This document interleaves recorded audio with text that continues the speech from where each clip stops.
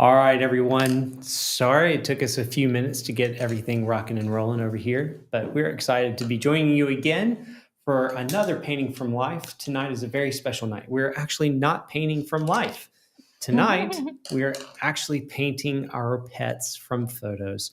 And we are so excited. All of us have pets here, and they are a large part of our lives and our families. Our dog we consider our daughter.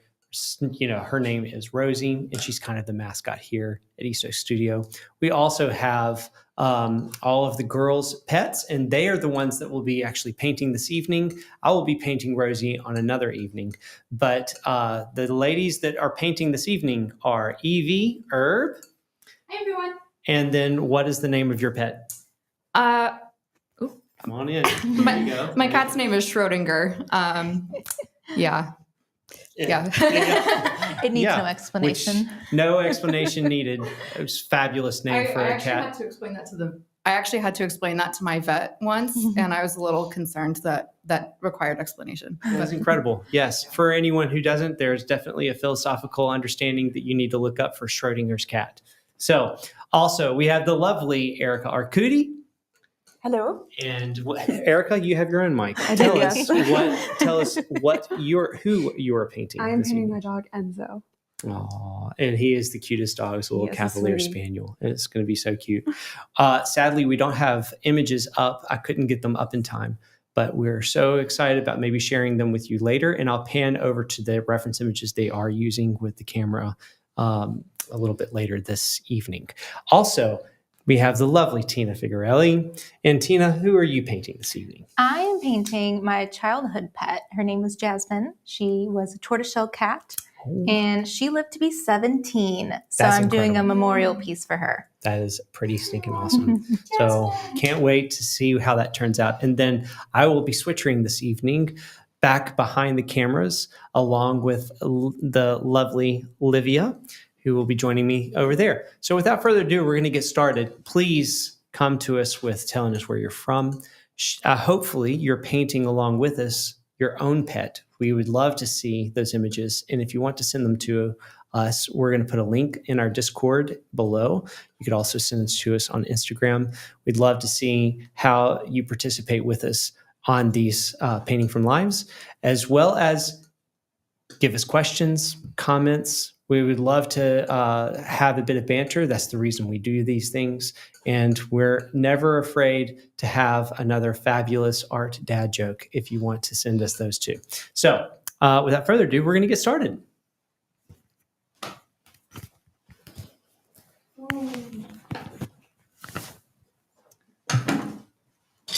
All right. Yeah, for any folks out there painting their pets along with us, I would love to hear some cute pet names. Yeah. If you could type in the comments what your pet's name is. We're all a bunch of animal lovers over here.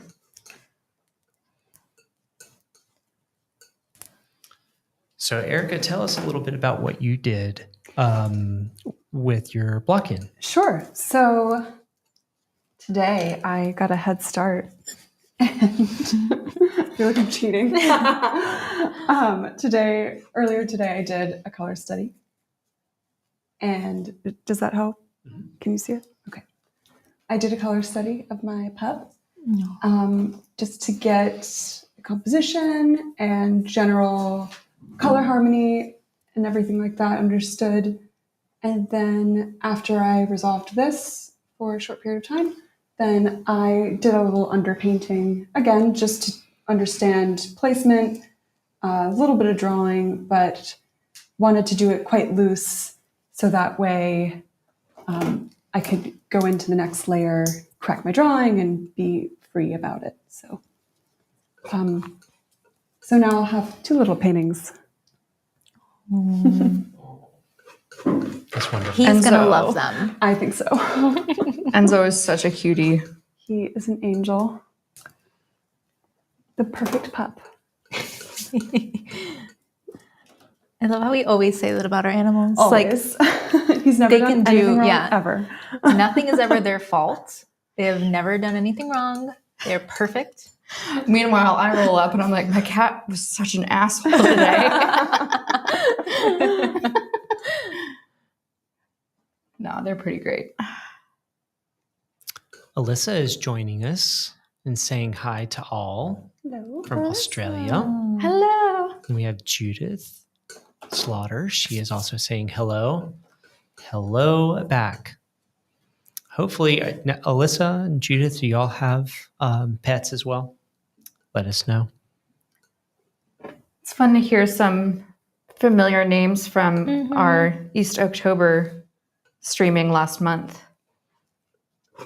If anybody is tuning in out there that didn't tag along for East October, Lewis worked immensely hard last month putting on a month-long program for everybody that is on YouTube. So y'all should go check it out if you haven't already.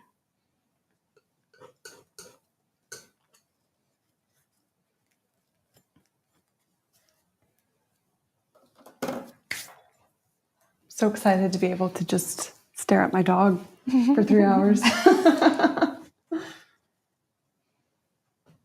It's like not terribly dissimilar to what I would normally be doing on a Thursday night. Exactly. Yeah.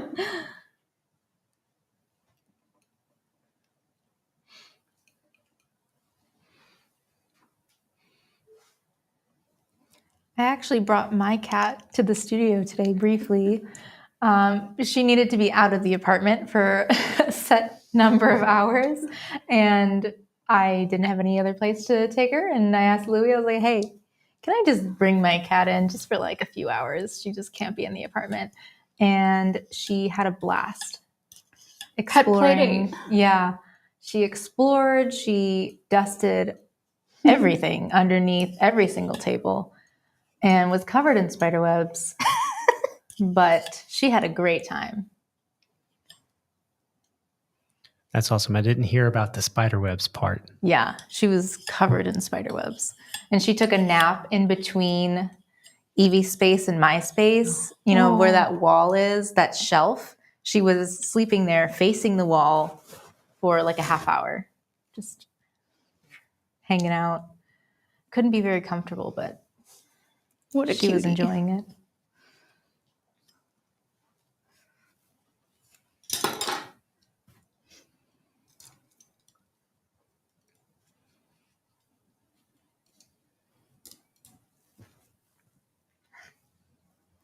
Jolene's Artful Life says, my Izzy is Izzy Busy Wizzy Bear. I have no idea why I started that. LOL. I was, Erica and I were talking the other night about how, I don't know, pets just sort of, their names evolve over time. And we all get, you know, our own little like ridiculous, cutesy little nicknames for them. So I can fully understand the mindset behind that.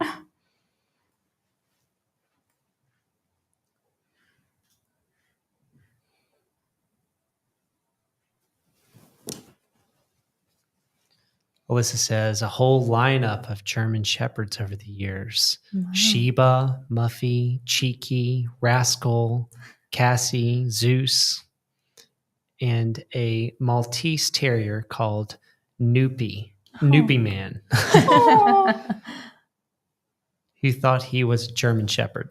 Oh, Noopy.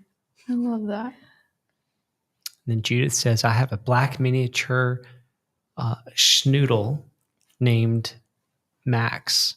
When we got him, he had a black Great Dane named Minnie. Schnoodle. Schnoodle. It's kind of fun just to say. yeah. Is there a Seinfeld bit where it's like schmoopy? Yeah, okay, that's what it reminded me of. Schmoopy. I knew you would know that, Erica. I think over like the holidays this year, I'm going to have to devote some time to watching Seinfeld so that I can understand more of these jokes. All right, speaking of jokes, why do dogs run in circles? Because it's hard to run in squares. Oh, that's pretty good.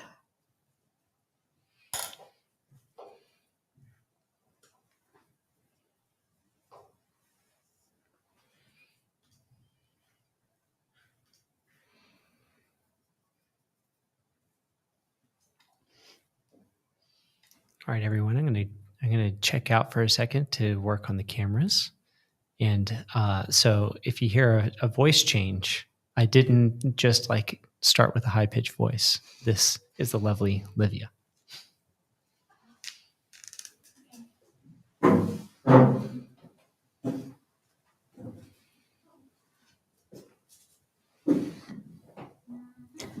It's been a long time since I've painted a cat or any animal besides a bird. That's true. Yeah.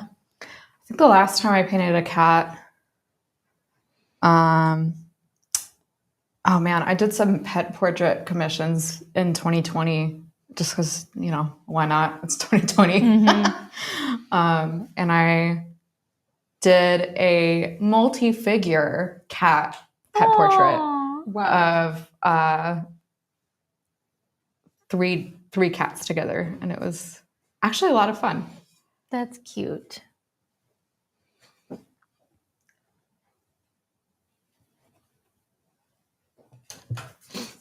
I think it's the only multi-figure painting I've ever done.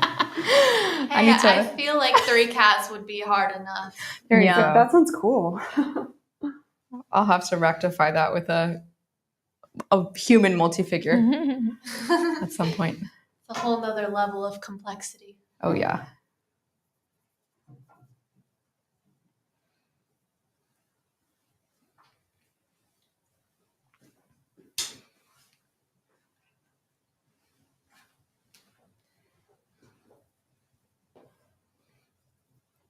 So for those, I don't know if anybody's wondering, like, why on earth did Evie give her cat such a weird name? The story of how I adopted my cat is why I named her Schrodinger. I adopted her when she was, probably 4 weeks old. She was a little nugget. And I was in college at the time, and my dad lived not that far away from where I went to school up in Maryland.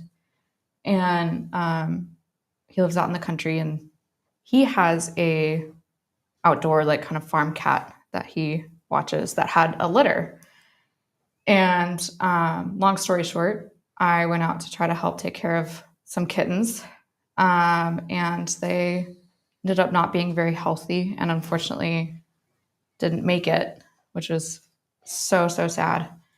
And then 2 weeks later, I get a call from my dad saying, "Hey, we've got more kittens. We just found them underneath the house." So the whole story of Schrodinger is like, is the cat dead or alive? It's kind of a nod to her siblings. Oh. I never heard that. Yeah, I didn't know that. Yeah. It ended up being a happy story in the end. I love hearing the background behind why people named their pets what they did. Does Zelda have a background story? Kind of. Or Jasmine? Jasmine, I'll go over both because they both do. But when we adopted Jasmine, and I was like 6, I was really little, and I loved Aladdin. So we decided to name her Jasmine after Princess Jasmine from Aladdin. And she definitely had more attitude than the Princess Jasmine did. But, they say that tortoiseshell cats are known to have attitude. They call it tortitude. So it's pretty well known that they're usually pretty sassy cats. So that ended up happening like that. But with my current cat, Zelda, she's a tuxedo cat, and we adopted her from PetSmart. And they had named her Lola originally, but we just didn't feel like it really fit her. So as we were leaving, with her in the little carrier from the adoption center, the foster mom said that they were actually going to name her Zelda and name her kittens after characters from the video game. And when she told us that, we're like, oh, okay. Oh, no, it's that Zelda. I always thought it was like Sabrina the Teenage Witch Zelda. No, it's Zelda, The Oh. Legend of Zelda. I mean, it could be either one, but the origin of the foster mom wanting to name her Zelda was based off the video game. And they were going to name the kittens after characters from the game, which was just, I wish they had done that. But I think they already had a cat named Zelda or a cat named Link or something, so they Okay. couldn't do it. But that would have been really cute. Zelda number 2. Zelda Jr. Can't get enough Like a different Zeldas. timeline. Yeah.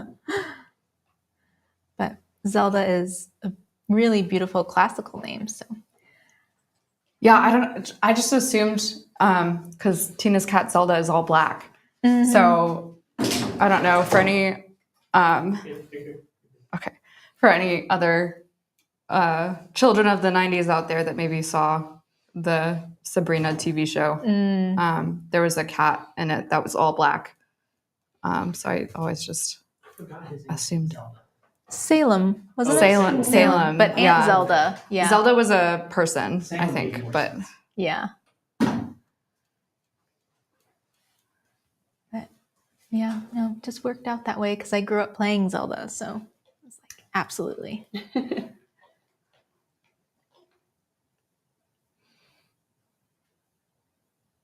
does Enzo have a story behind his name?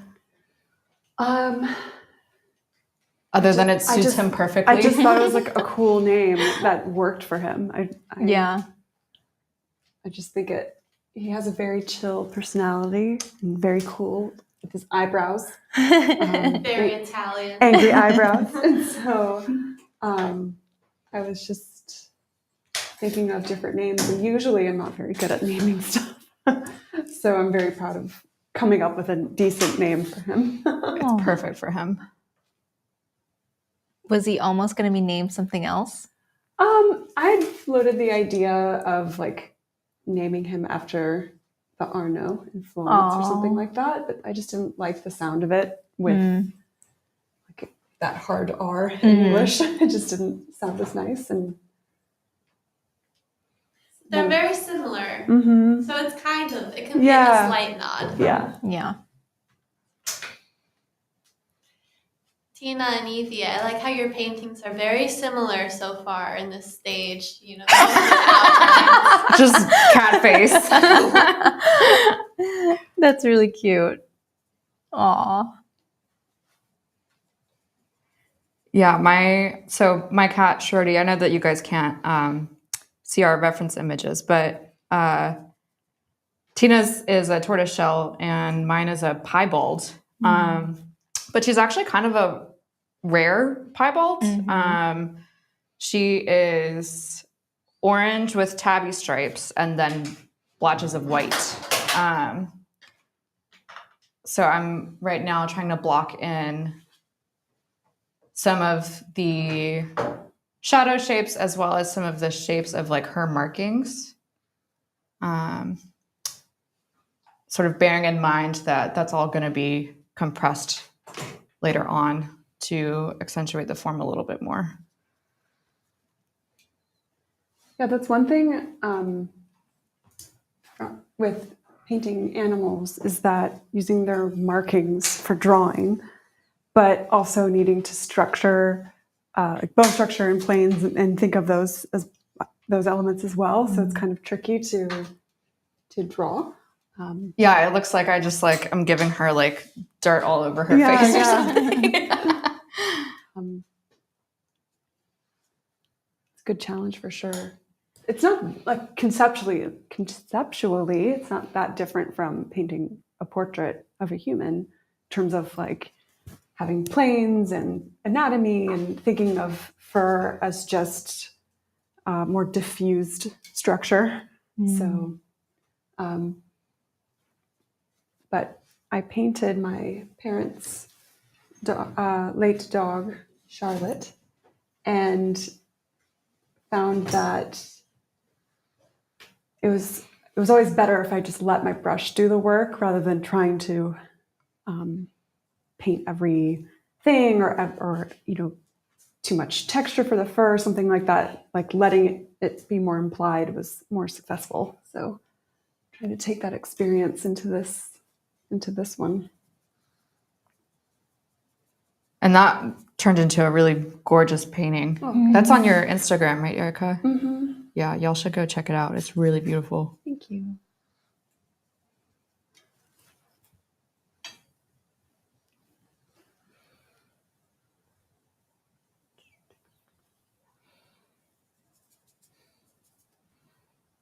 I'm totally painting her double chin.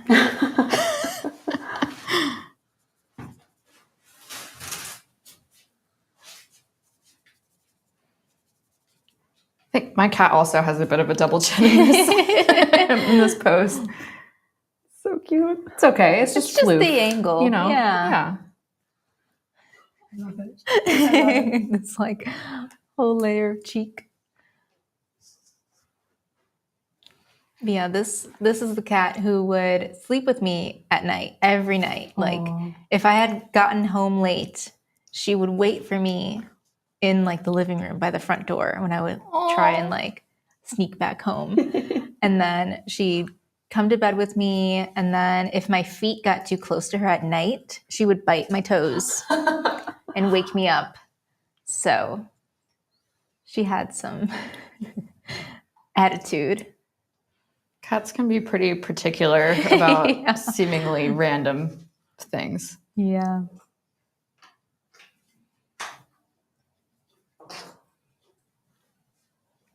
I feel like we should all maybe make a disclaimer while we're towards the start of this that, or at least I will. I've never understood why there's this like binary of like, you have to be a cat person or a dog person. Uh-huh. I think it's ridiculous. You can just be a pet person and an animal person. Yeah.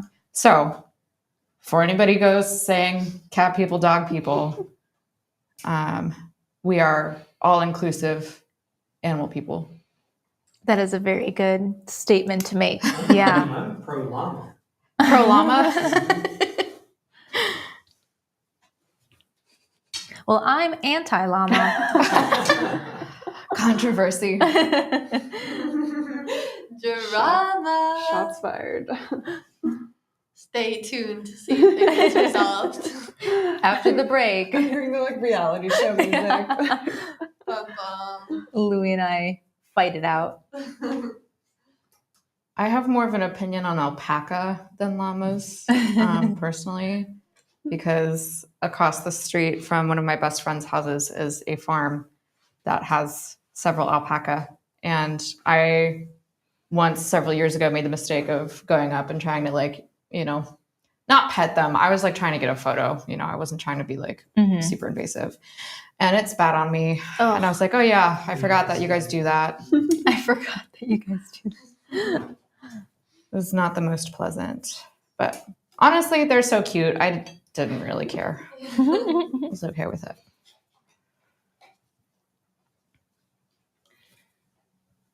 Alyssa is wondering, has anyone seen Rosa Bonheur's dog portraits in person? I've only seen them on the screen, but even there, they are incredibly moving and technically brilliant.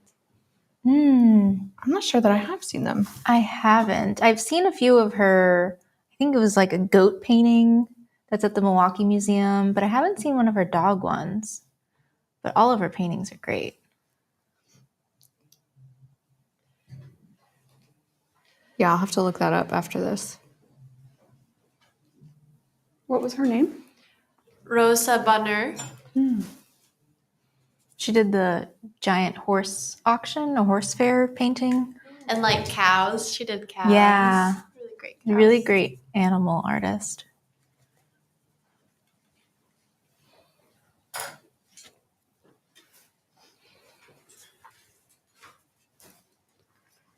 I'm going to actually mix some colors now. Fernando says, my cat's name was Vincent. It was orange and he was missing an ear. Passed away this year. Oh, Oh, Vincent. and he was missing an ear. What a Well, my heart Well-named goes out cat. to you. I know how tough it can be. Yeah. Like, it's not fair that they can't live forever. He sounds precious. Yeah.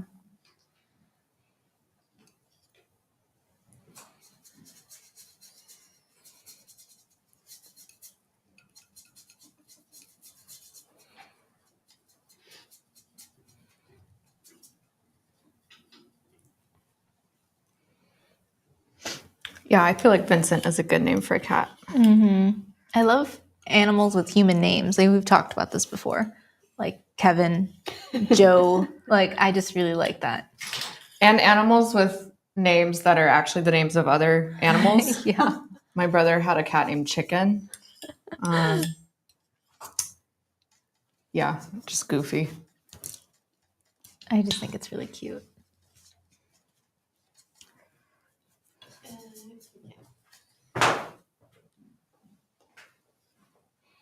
Chicken. That's great. I never got to meet Chicken, but I heard good things. Chicken was a good cat.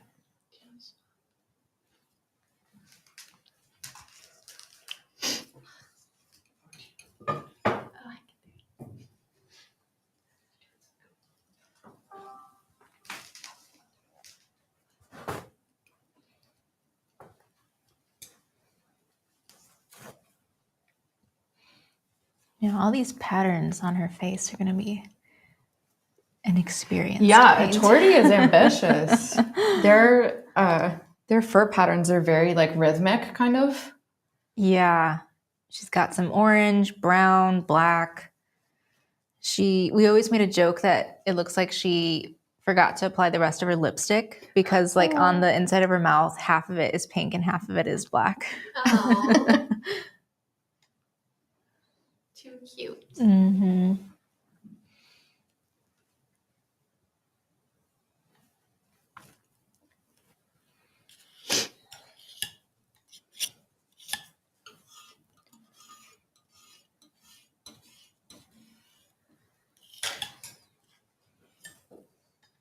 This is the first time. Well, I guess maybe not technically. I was gonna say this is the first time that I've painted an animal that's not a bird in forever, but kind of.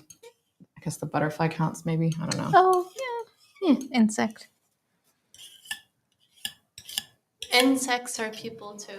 There you go. Not This in is the this first house. mammal animal that I've painted in a while. That's not a bird. Not true, you painted yourself. Ah. Well, okay. Technicality. How many like footnotes do I have to put on this? Never mind. Just forget I said anything. I'm just kidding.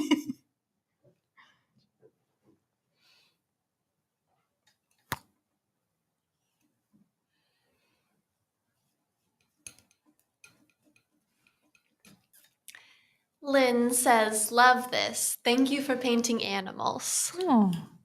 Thanks, Lynn. Thank you, thank you.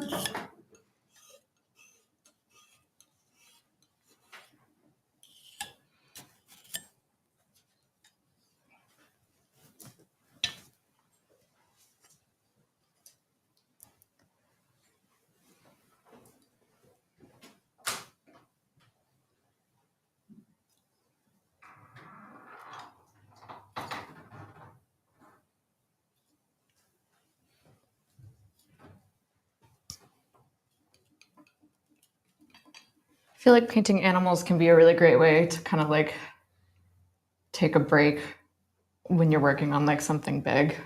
I don't know. It's just kind of like a nice change of pace. Yeah, I agree. Unless you're painting a big animal, then, maybe a little bit different there. Has anyone tried to draw or paint an animal from life?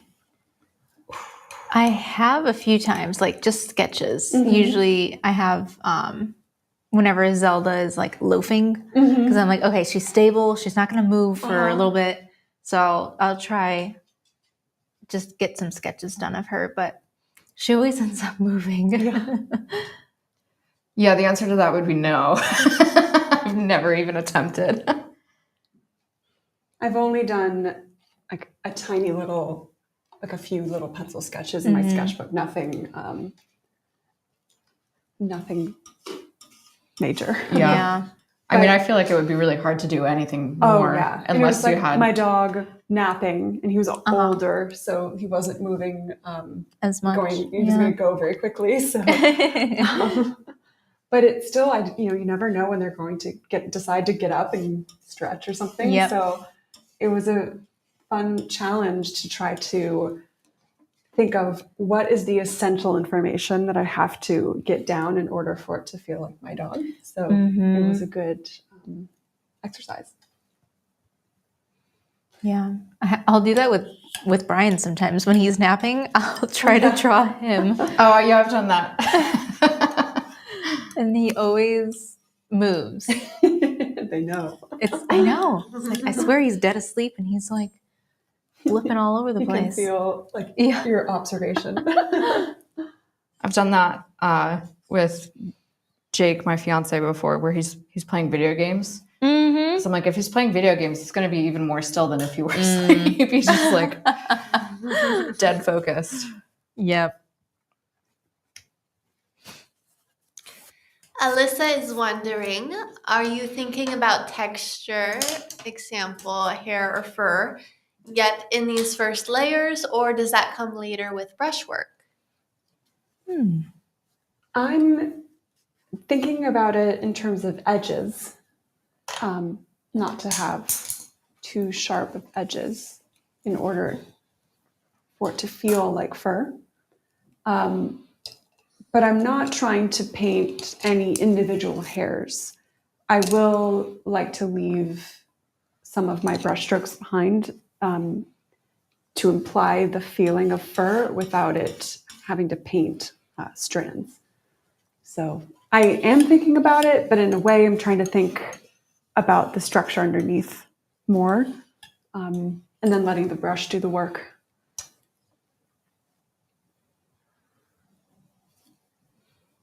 Thank you. Personally.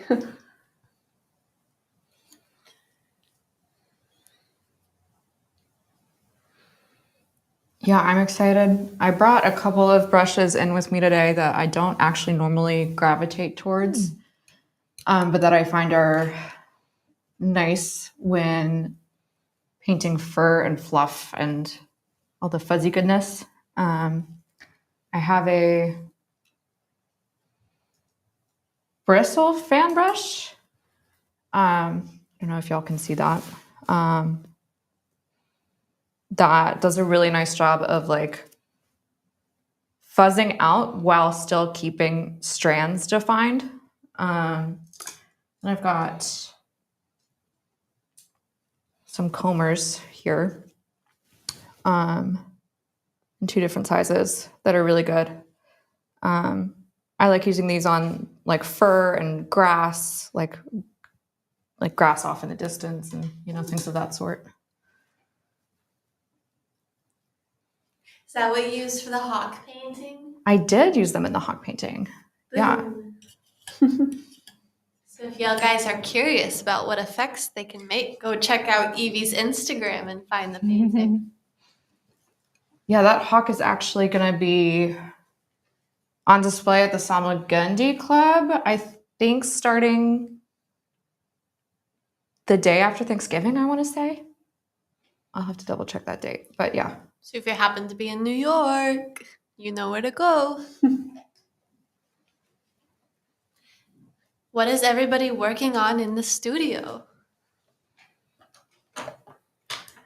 I just wrapped up a bouquet painting of some autumnal and like orange and deep burgundy and bright green, that kind of palette. So it was a lot of fun to do that, wrap that up the other day.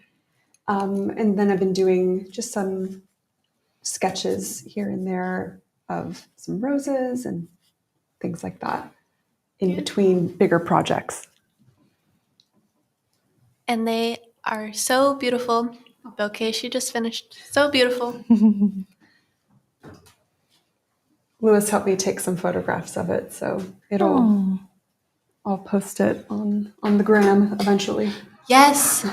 The gram. Keep an eye out for Erica's Instagram. See the bouquet for yourself. Stay tuned. Stay tuned. And I'm drawing Livia right now. I'm doing Evie right now. Yay! Let's hear about it, Evie. Livia and I actually had a really lovely photo shoot together a couple of weeks ago now when the autumn leaves were like uber vibrant. And we got some really awesome material to work from. So working on a portrait of Liv from those references right now. And I'm really, really excited. It was a good photo shoot. I was very excited about how the photos turned out. And very thankful for Evie for doing it with me. Love you.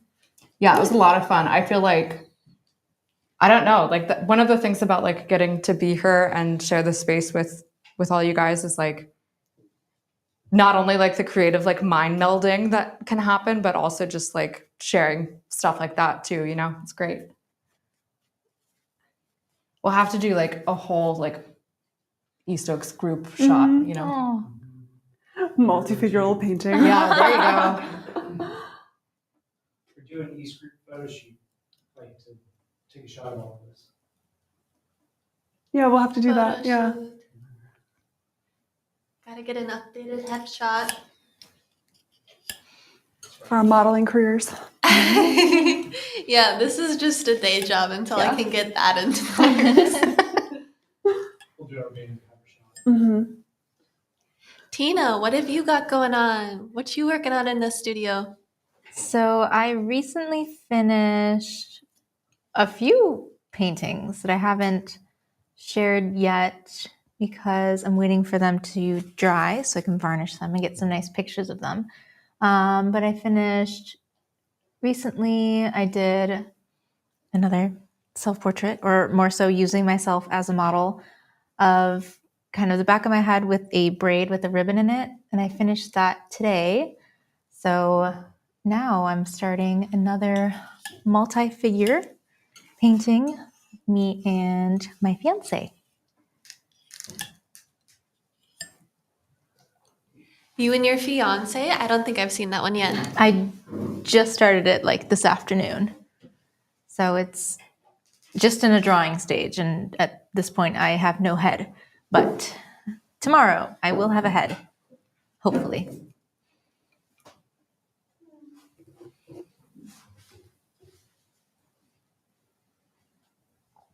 feel like all of the multifigural pieces that you've done with you and Brian are just so beautiful. Oh, thank I'm you. excited to see this one. I'm hoping it'll be a good one. But in the beginning stages, it's always like a little nerve-wracking because things aren't quite looking right. And you're just like, am I going to be able to do this? Am I going to be able to pull this off? So it's a surprise for all of us. Hopefully it goes well because I'm excited for it. I'm sure it'll be beautiful. Thank you. Now, having done a couple of multifigural paintings, how are you finding the experience? Like, what have you learned from doing a couple of them now? I think the most important thing is spending time on the drawing because the drawing is going to be the foundation to the actual painting, and the prep work is so important for me. So I'll usually at one point I spent 5 days on one drawing just to make sure that it's all working together, because when you have two figures interacting, you have to worry about how they connect. And it's just double the difficulty because you're painting two people, two different anatomies. And then if they are touching each other, you have to make sure that that is making sense as well and lining all of that up. So, And that their scales work. yeah, like not just the proportions within one figure, but in correlation with each other. exactly. Yeah. And having people that are two different sizes, because my fiance is a good amount taller than me, and obviously he's larger. So keeping that in mind and like using his measurements to figure out how my measurements are looking is really, really challenging. But I think it's been super helpful in my process and just really great practice. So I've really enjoyed doing them. That's why I keep doing them. Yeah. I just find them really fun. Even though at one point when I had worked on the second one of the both of us, which was titled And She Shall Appear, I think I told Louis to slap me if I ever wanted to do this again. And here I am.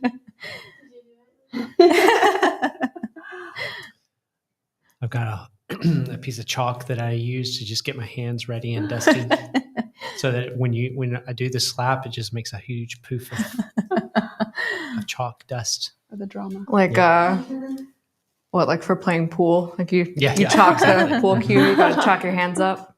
Or disc golf. You use it for, Think or like Yeah, gymnastics. I thought the of gymnastics that I gymnastics. do. It's all those chin ups and needing a lot of chalk for. I watched a video of two women who are doing professional slapping contests. And they What? Oh That's a man, thing? the professional slapping contest. Just so everyone could hear what Livia was saying, I she didn't was know that watching was. people on there. Oh, it's insane. Like, I don't know what those people are getting paid, but it's not enough because they are destroying all of the brain cells in their head. I just have So- one question. Why?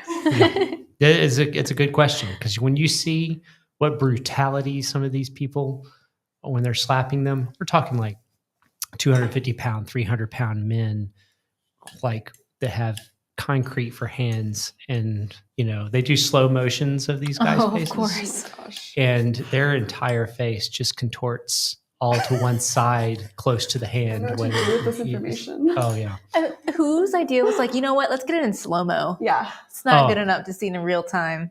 it was strictly for a person like me who would ask the exact question: is what if you did this in slow mo?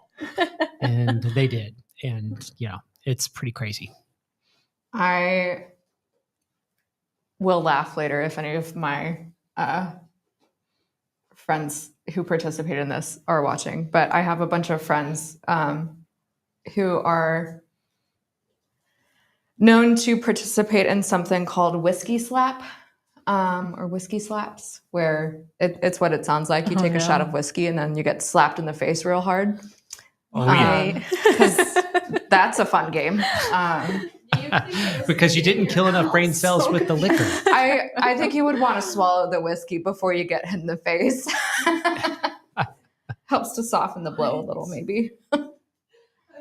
I'm just imagining the first person who came up with this idea of like, let's play this game. We combine these two things. I can promise you, it was a girl, right? Yeah, of course. I came up with it. I love Evie's was face. Erica's Is like, idea. what? It was one of two people, and yeah, I'm actually not sure. It might have not been.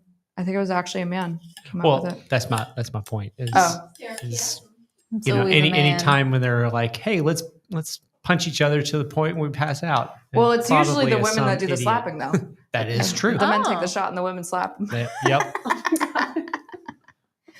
Yeah, I love my Didn't- friends. Yeah, that's awesome.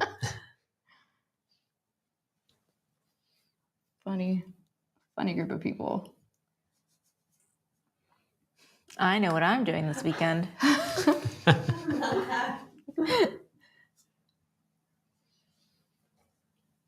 I don't know if we said this yet or not, but Christine says, I have a fur grandbaby kitty named Wilbur. Wilbur. What a great name. Oh my god, that's so cute. A grandbaby. Yeah. Wilbur.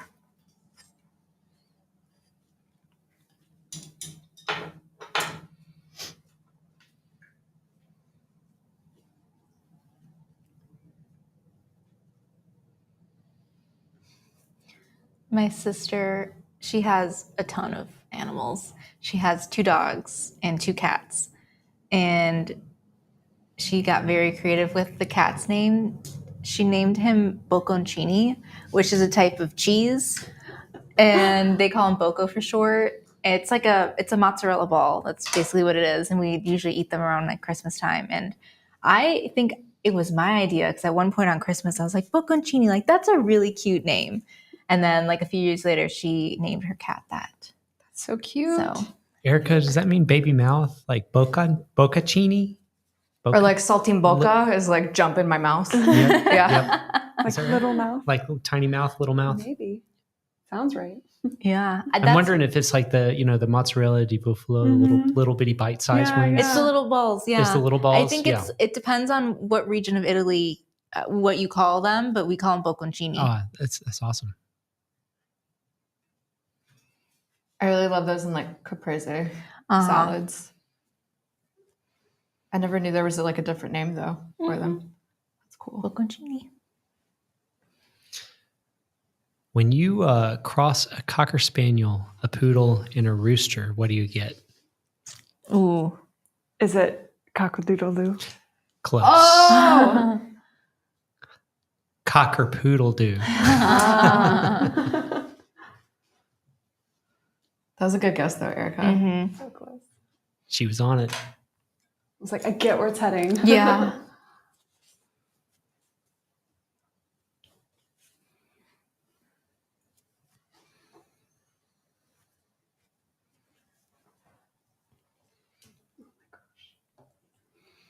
My dog is so cute. I was wondering if that was like, oh my gosh, this painting is going bad, or like, oh my gosh, I love my dog. It's just a.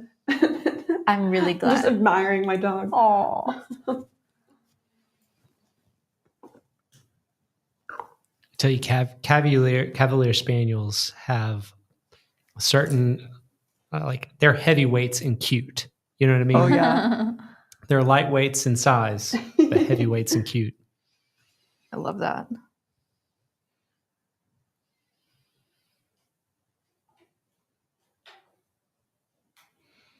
All he wants are belly rubs.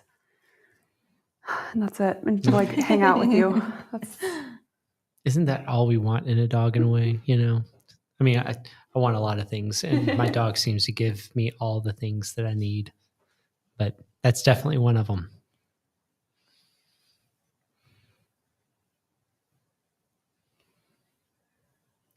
How can you tell if you have a lazy dog?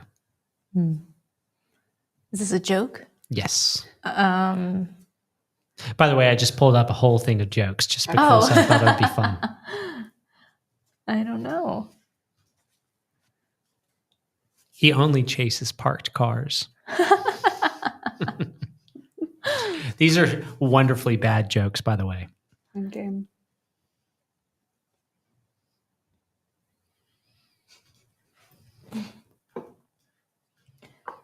I'll pull up some cat ones too. Yeah. This was supposed to be for cats and dogs, so I'm see if I can find some.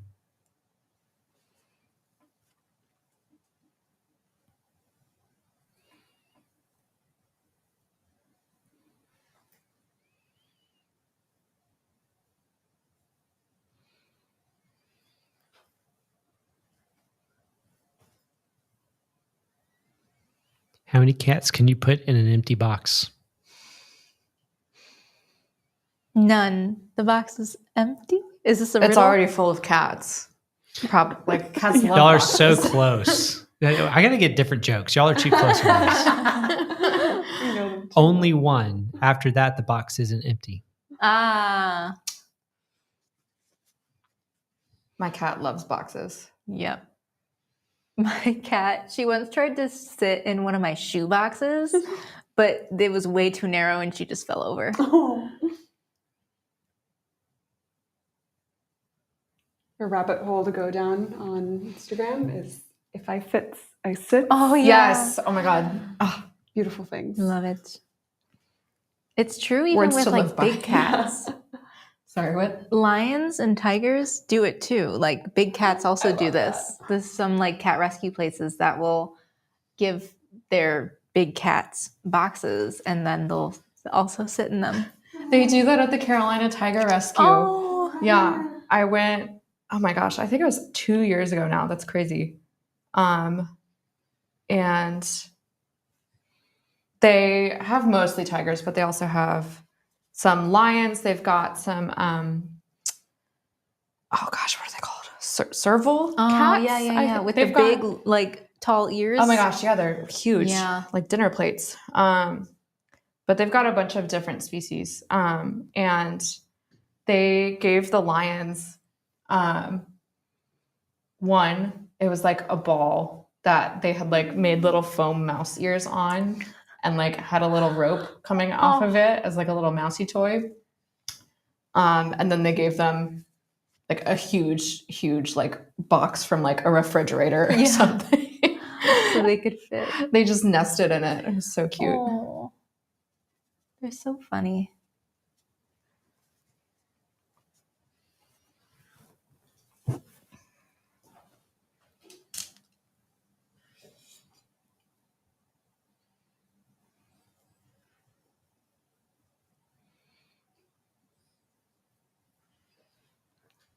Why should you be careful when it rains cats and dogs?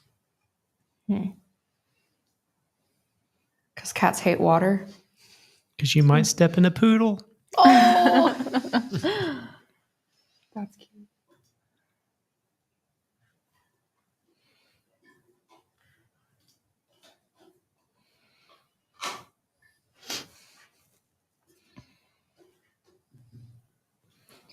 and the colors on this one are so involved. Yeah, there's quite a checkered nature to that cat. It's Uh-huh. kind of hard to find, like, is this such a flat light? Was that with a flash? No, it was like I have a big window Ah, and it's just like she's right in front of it. yeah. So it's kind of hard to like see a form rotation and stuff. Mm-hmm.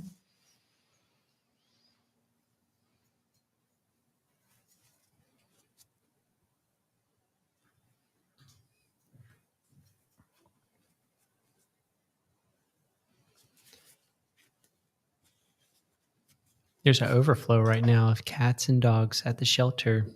Somebody needs to come to Raleigh and pick up a few pets. And Durham, I think Alyssa too. should fly all the way from Australia to come get herself a few That was pets. reasonable. Yeah. That makes me so sad. I hope they find good homes. I wish I could get them all. I know, right? I took my cat. My cat had dental surgery 3 weeks ago, and took her yesterday morning for her final follow up. And there's a really, really, really cute cat that they have at my vet's office that's up for adoption. Oh, I saw him. Was it a boy or a girl? I don't remember A actually. little girl. Oh, yeah. girl. Very sweet. So cute. Yeah. Not a day goes by where Brian's like, we need another animal. Like whether it's a dog or a cat, we need another one. Jake is the opposite. He's like, no. Oh, One is really? enough. Some days one is too many. Yeah. See how many pets you can get into your apartment. It's a new challenge. I think my wife is in the same mindset as you, Tina. There's not a day that goes by that we don't sit there and consider. Oh, Yeah. She needs I would a take all friend. of them if I could. Mm-hmm.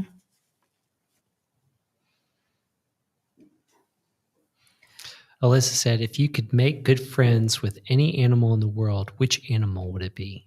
Ooh. Like as a species or like a single animal? Like if you could just like talk to squirrels. If you could make friends with any animal in the world. Interpret it however you want. Yeah. Any animal.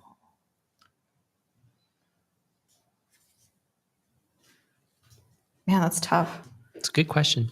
I like it. It's probably some sort of bird. Just think they're Birds so are cool. cool.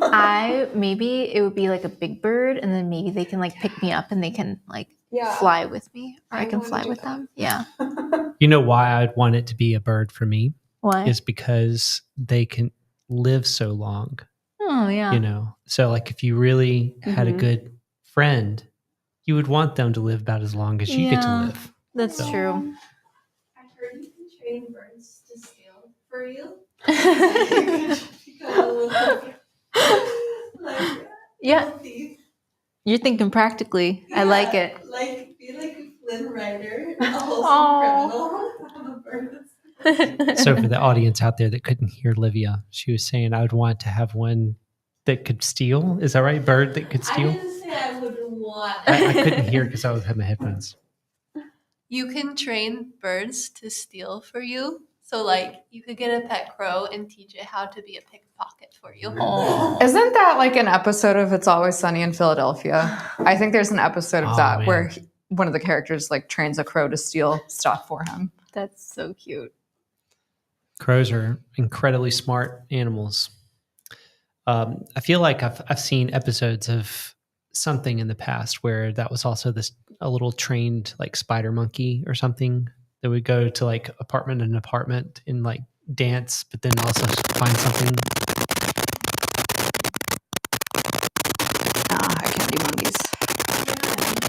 Yeah. No. Yeah,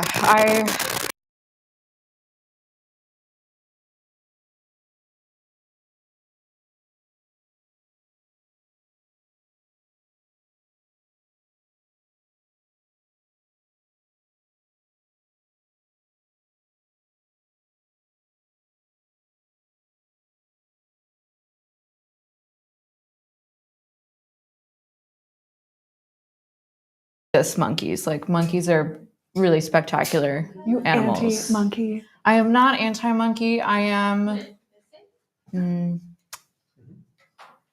I think I respect monkeys, but they're Yeah. so sophisticated that it freaks me out. That like You're I mischievous. don't know. Yeah, like are they gonna like bully me, like gang up on me? And I think this is like a legitimate seated fear that I have because of a story that I grew up with from my mom's partner, who grew up in Tehran, and every day when he would go to school, he would get chased by monkeys and get beaten up and have his lunch stolen by monkeys.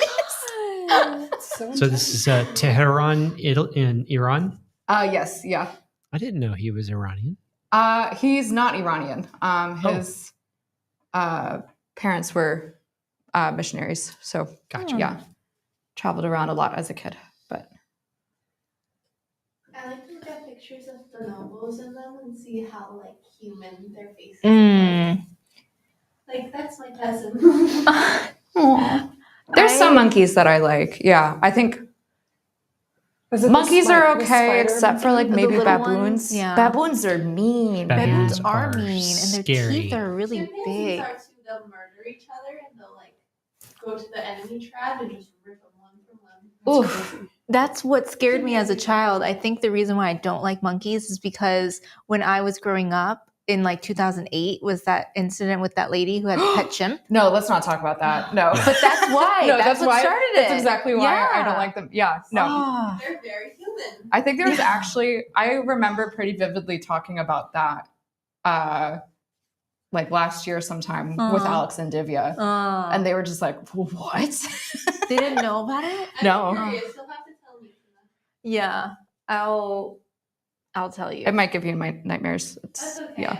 It did for me. I remember watching it. It was like Thanksgiving, and like that was a topic of conversation naturally. We watched. My family's. It was like a news thing, a news segment.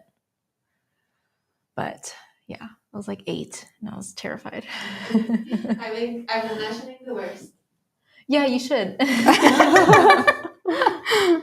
Alyssa says, I went to Bali when I was 6 years old.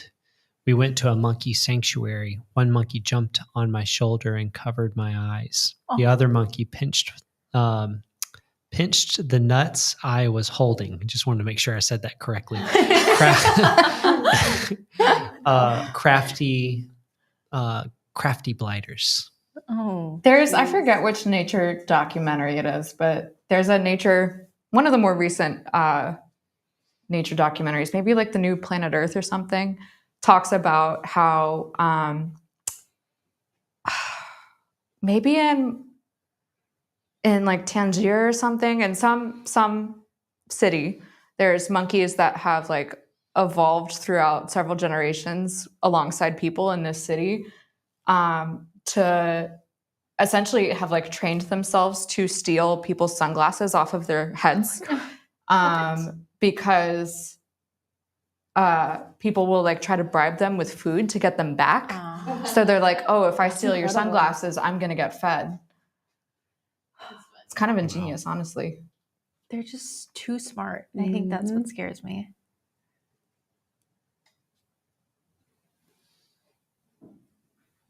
Maybe they're scared of you because you're too smart. I haven't been around enough monkeys to know if they are scared of me, so I will not be finding out. We'll have to have Carmen Gordon back and have her tell us about her story of monkeys that she has. I was thinking about that. Yep. Yeah, it sounded terrifying, actually. Yeah, because she was saying how most people, when they see a monkey, they like open their mouths and they smile and they're like, "Oh my god, a monkey!" And it's a sign of aggression. Exactly. So then they like start attacking.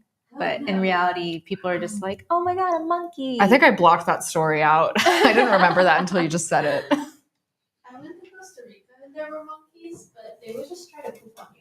Oh, You walked great! under them. That's great. I love actually that. think she was in Costa Rica. when It this wasn't happened. for Yeah. Carmen's story. Yeah.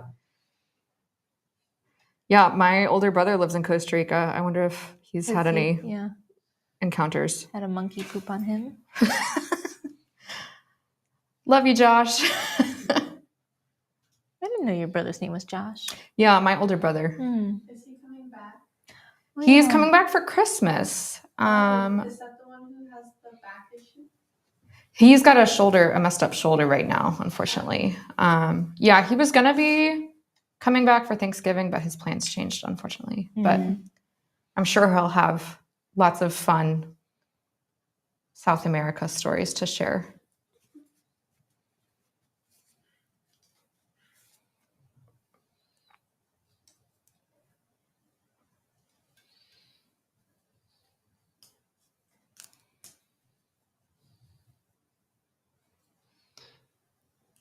I have a shot on Erica's painting right now, and you can see the skeleton in the background.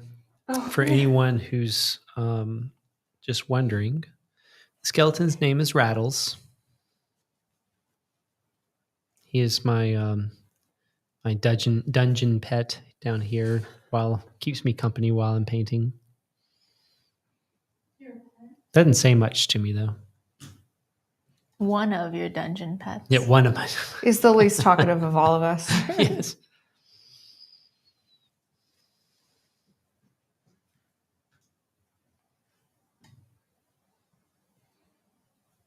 I think he's kind of scared to talk to me because he doesn't have the guts.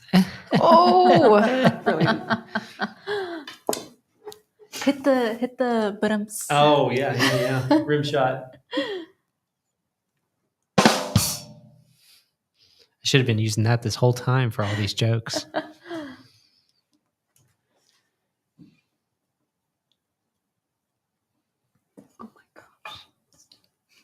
He's I so love cute. my dog. Over the weekends when it's, just me and Enzo hanging out, it's just usually like me just being like, "You're so cute." Just want to squish him. Somebody walking by the door just hears me saying that. he does look very smushable. He's Yeah. so sweet. When you guys meet him, I'll show you all the tricks that he knows how to do. Oh. I feel like I really need to go ahead and give my cat some eyes because right now it looks a little demonic. Like, Oh. She's staring into my soul. Shrudi's true form. Oh yeah. That's the Shrudi that peed on Jake's sandals. Yeah. Oh gosh. Yeah, it's a bad day.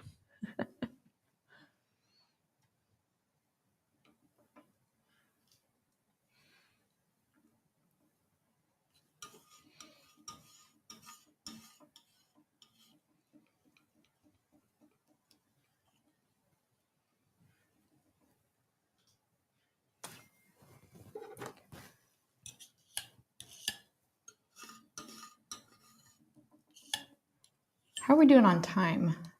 Out of Good curiosity. question. It is 10 till 9. Cool. Just kidding. No. Wait, cool. Whenever No, you say not cool. time like that, it takes me a little bit. It's like Yep. 10 till 9. Yeah, I have to Hold on. Like that was fast. It is 7:12 as we speak. Okay. That's much better. Wait a minute.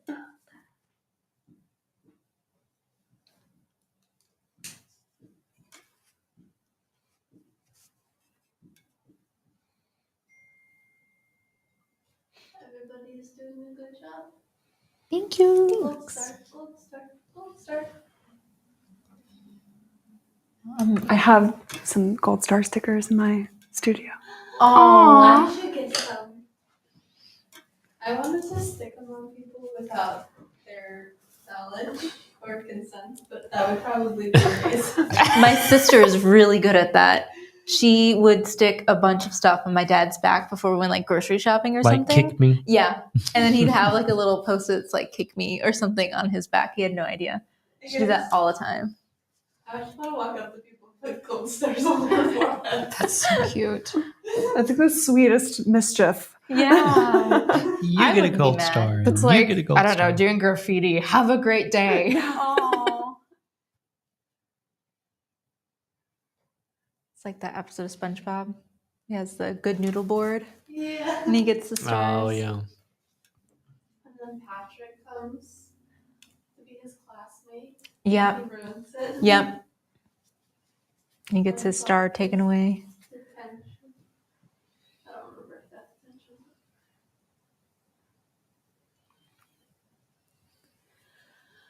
What kind of dog doesn't bark? A dogwood?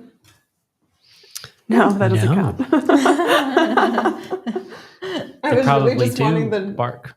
which one? They probably do have bark. Oh. The dog Thinking of that classic one. Really wanting it to be that joke. Yeah. Hush puppy. Even better.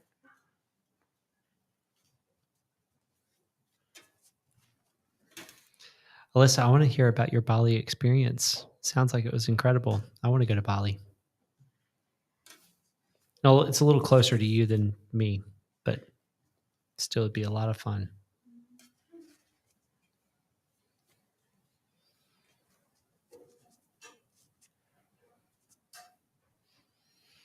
What did the Dalmatian say after his meal? After his meal? Mm-hmm. Hmm. It hit the That spot. hit the That spot. really hit the spot. Way to go. Nice. I'm going to get that in applause. Everybody got it. I had to think for a second. Which one is Dalmatian again? I feel like I've never seen a Dalmatian in person. I hear They're they're kind of pretty. grumpy. Really? That's what I hear. I'm not, The Disney movie lied to us.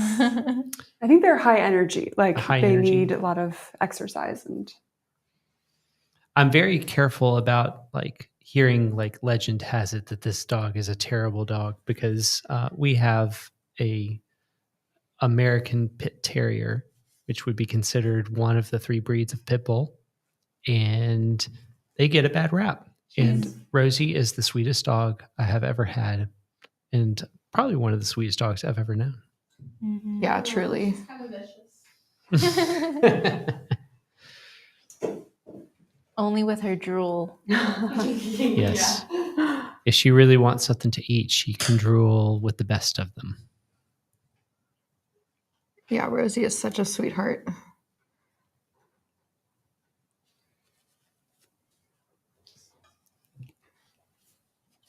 I'm gonna block the camera for a minute. What did the flea say to the other? The other flea? Mm-hmm. That's what it means.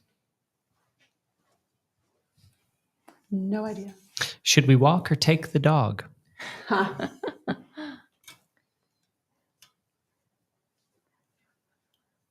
want to know what website you're getting these shows. Oh, they're really bad. This is wonderful. I love how bad they are.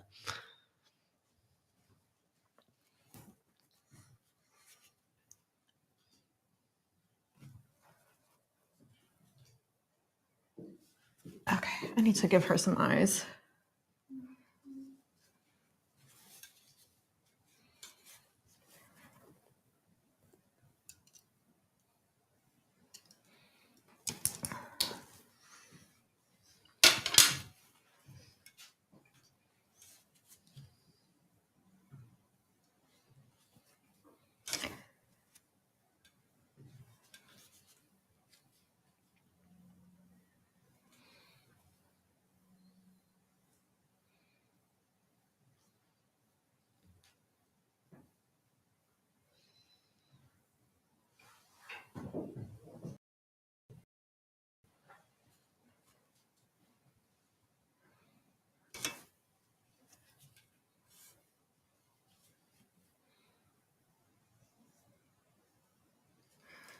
I feel like Oh, go ahead. Go sorry. ahead. Oh no, I was just gonna say I feel like painting cats is way less stressful than painting people.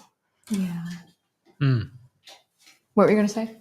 No, I'm spending a lot of time on Enzo's eyebrows. Oh, Well, he's got such cute eyebrows. He does. He does. Deserves Gotta get all the those right. attention. Same with Rosie. She has expressive eyebrows. Very So I'd have to expressive. make sure that the photo does her eyebrows justice and to make sure I focus on them for a bit. All of her personality is in those. You know, cartoons or animes where they add the sparkle in the eye. Yeah, sure do. You guys should do that too. Oh, If we could only make them shake, though, the little sparkle, you know? Yeah, like shimmer. Yeah, shimmer, you know? All the anime characters have a little shimmer sparkle.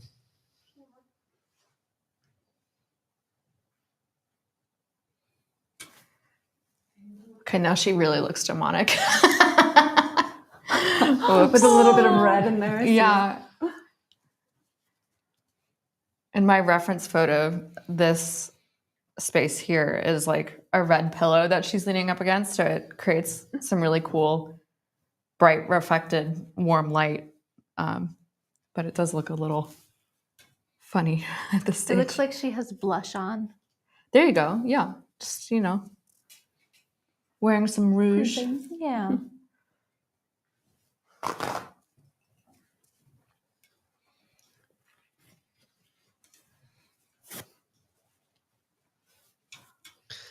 I've told y'all my favorite cat and dog joke, but the audience hasn't heard it, so I'm going to go ahead and tell everyone.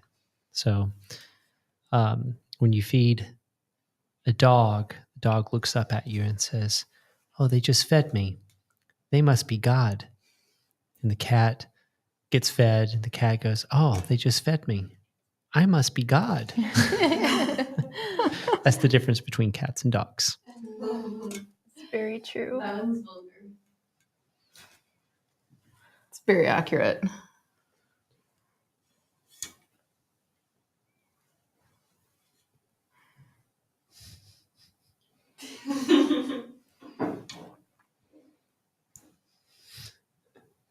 I feel like cats usually have a different way of showing love.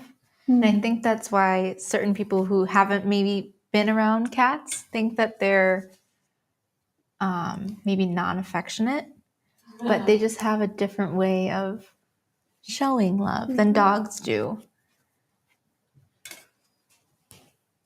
Like, for example, Zelda will just sit like 5 feet away and stare at me for 20 minutes. And I think that means that she loves me. It's like her way of giving me a hug. It's kind of unsettling, but I'll take it. Rosie was doing that today. Yeah, she was sitting in the dirt pile. Sitting across the lawn, but just staring at all of us. Yeah. When a cat blinks at you, it's a really deep sign of trust. I think that's so cute. I love doing that to Zelda. Just like looking at her and doing the long blinks, and we just like are blinking at each other. Yeah. I didn't realize you're not supposed to have staring contests with cats once. Mm. My Oh, boyfriend's cat bit me. Oh. really?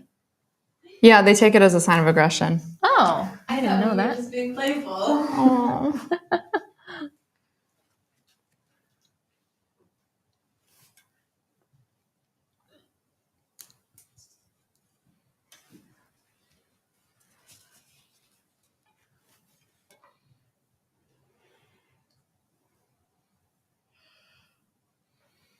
when I'm done with this, I think it's going to be a Christmas gift for my parents.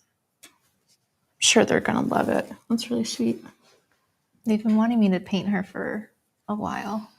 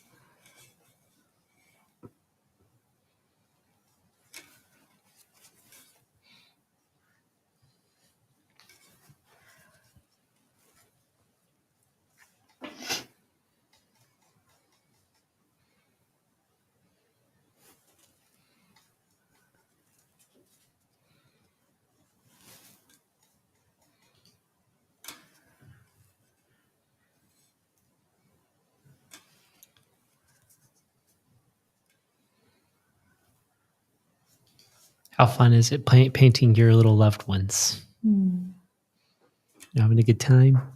Yeah, this is great.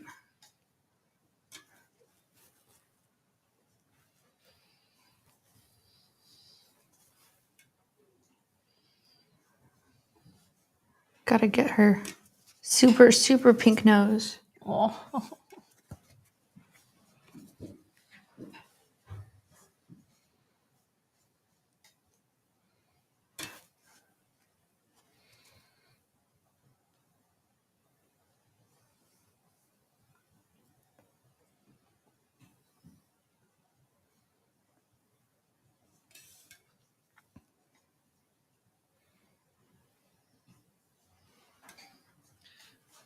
I want to know if our audience has any interesting pets.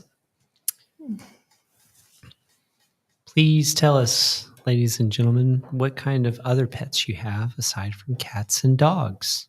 Does anyone have a rabbit? Maybe an iguana or a bird? My mom has a African gray parrot I love And- those. named Ruby. And Ruby? she's a lot of fun until she bit a plug out of my finger one time when I was feeding her a piece of cheese. She eats But- cheese? Yeah. Oh, it's the cutest thing to watch a parrot eat cheese. It's just Aw. fabulous because they'll grab it with their hand, and like just take off bits of it.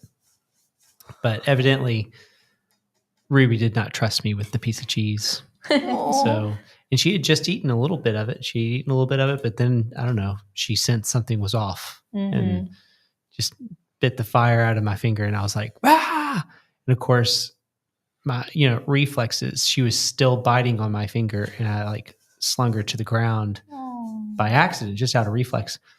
But yeah, I haven't approached the cage with a piece of cheese in a while. How old is the bird now? Ruby would probably be about 20 something years old, Wow. probably now. Yeah, they live for quite a while, don't they? Hmm. I think they can live close to like 35, 40 years. Wow. Yeah. Erica, didn't you say your parents have an do. African gray? They don't have an African gray, but they have birds, different Mm. parrots. I had a neighbor growing up that had an African gray that I would pet sit for whenever they Oh, went out of town. They're so intelligent. Mm-hmm. Oh yeah, Ruby says all sorts of stuff. My favorite thing that she says though is the on sound of the Samsung TV, which is like doo-doo-doo-doo-doo-doo. Like it makes like an R2D2 type sound, and she can mimic it perfectly. Wow. It's just incredible. That's adorable.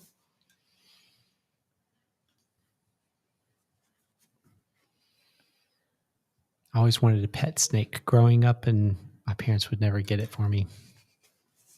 I like people who have pet spiders. Ooh, Mhm. nice big pet tarantula. I was thinking about getting one for Erica for her Christmas present. I will not like it. On Instagram, they had that spider that just fit on their fingertip, but it was so weird looking and cute. Yeah, pretty cool. I We'll get you one, Lydia. Disagree. We'll make sure. I'll catch one here, and Oh, yeah. Yeah. There's plenty. I like spiders Erica too. and I I haven't think killed them they're all. I think they're pretty amazing. Evie, I loved the Instagram thing you sent Oh my gosh. the group. Erica, you saw that, right? I did. I That love was how awesome. you're like Erica occasionally.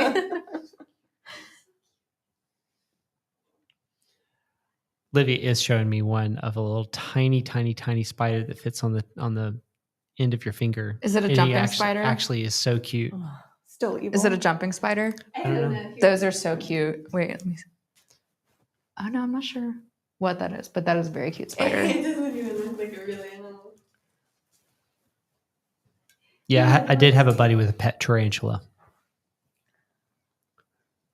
Oh, Nope. Billie Eilish has a pet looks like his tarantula. eyelashes. Go Billy. Interesting. I have a friend who has a little albino python that she calls Bubbles. Aww. It's pretty cute.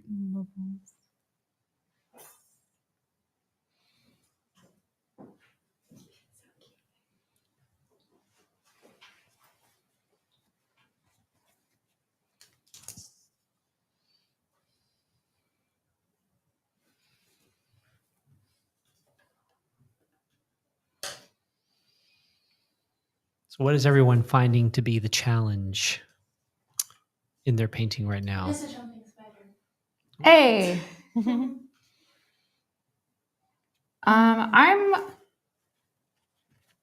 finding a challenge just trying to get all of these like super red, pink tones laid in the way that I want. Showing the reflected light on her face without having it like detract from the form too much. But it's a fun challenge. I'm enjoying it.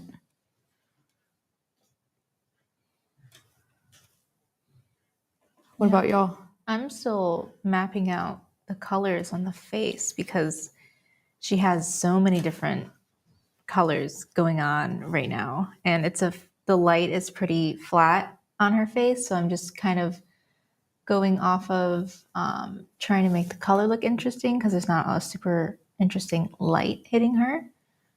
So yeah, just kind of working slow on the color.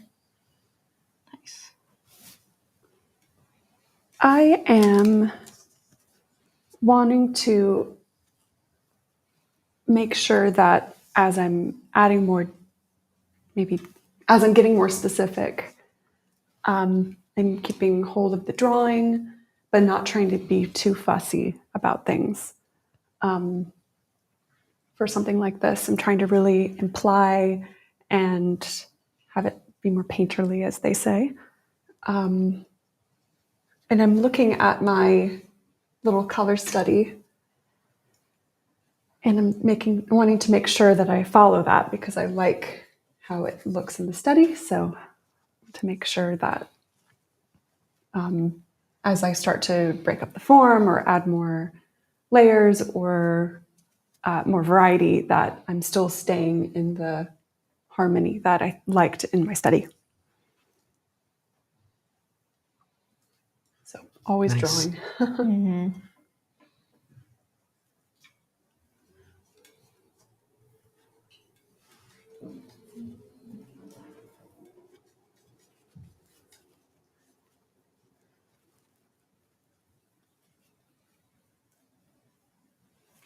But I will say it was very useful to do this little study beforehand, just to familiarize with myself with my subject and work out some of the paint application things, composition, tonal harmony, all of that first.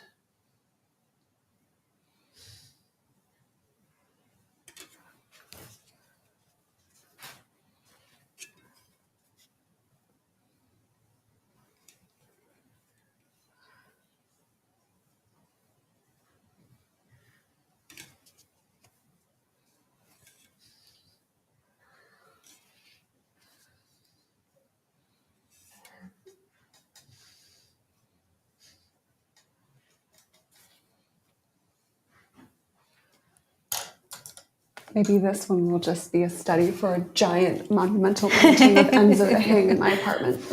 Please do. It's my muse. Sure, he would love that. He's He gonna would bark growl at at it. it. Yeah. I'm so curious to know if he will.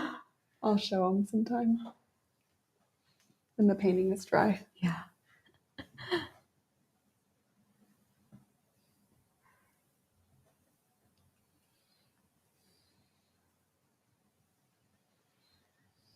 Does he bark at himself in the mirror?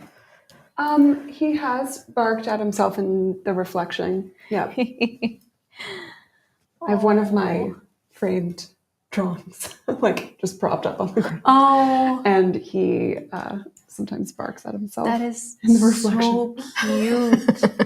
It's like, who is that? What are you doing in my house? Yeah. But he'll watch TV. Like, he'll be very involved in what's going on in the surroundings. Amazing. We were watching Pride and Prejudice. And he did not like the horses. I watched that recently too on Netflix.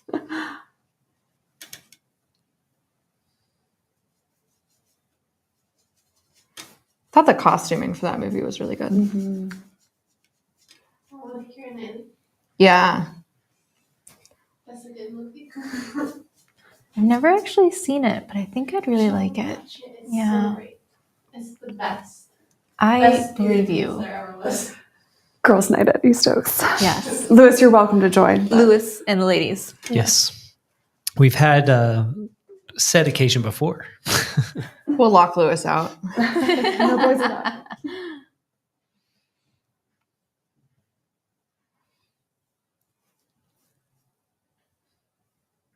We'll take a floor. All the guys will take a floor, and girls will take a floor. There we All go. the guys. All the guys. All the guys. So meaning all the other significant others that might be a part of the Oh, group yeah. that would be left out. So What are they gonna do? I mean, I'm sure we'll play like Settlers of Catan or Do something poker. manly. Wait, I wanna Spitting play and poker. Do you like to play poker? I want to learn how to play it very well. Well, we'll have to play sometime. Just It's a lot of fun. Have any of you ladies participated in a poker game before? I have spectated a poker game. I've never participated. It's a lot of fun. Texas Hold'em via the internet, which I'm sure is not the same as roulette. Oh yeah, actually, it's a lot of fun. Yeah. These Brian days, likes you could poker. play on Discord. Yeah. We should do an East Oak studio night for anyone who wants to play poker. Because all artists love to play poker. You're way too good at poker to ever. Yeah, be playing I don't know about against you. this. Louis This used to sounds be like a a setup. professional, so I'm not sure that's a. That means nothing. Don't let them know these things. I can't hustle them if they know this. Hmm. I think I've never played poker before. You haven't played it before? I have witnessed it, but Brian will explain the rules many times, and I'm always like, okay, I got it. And then I forget all the rules. So I usually just watch Brian while he plays, because we'll usually play cards after dinner at like family events and stuff. Oh, that's fun. Because, yeah, we're very Italian, and we have like the Italian set of cards and everything, and we'll play poker or like Showdown, I think is another one that they'll play, but like it's like who knows the rules. My grandma's dealing and she's like, yeah, I don't know. There's always the house rules, So Let's talk about card games that we all grew up playing. Did any of you play spoons growing up? Yep. Oh yeah. Yeah. So Egyptian think so. Rats Crew, maybe Oh my in God. college. what? Is it Egyptian Rats Crew? I think. Wait, can you describe that? Because I think Jake taught me how to play that like several months ago, It and has we been went through a whole so phase. long since I've played that game that I can't even remember exactly how it's played.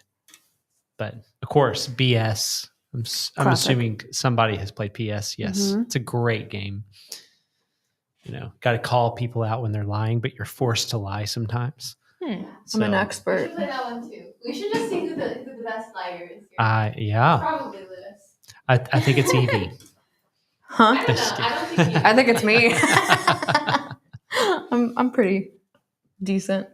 I'm a bad liar. We'll have to see. Or are Yeah, or This are is you? all I just feel like plot. Tina would be kind of good at lying. Well, Tina means honest in Latin, so That means I nothing. never lie.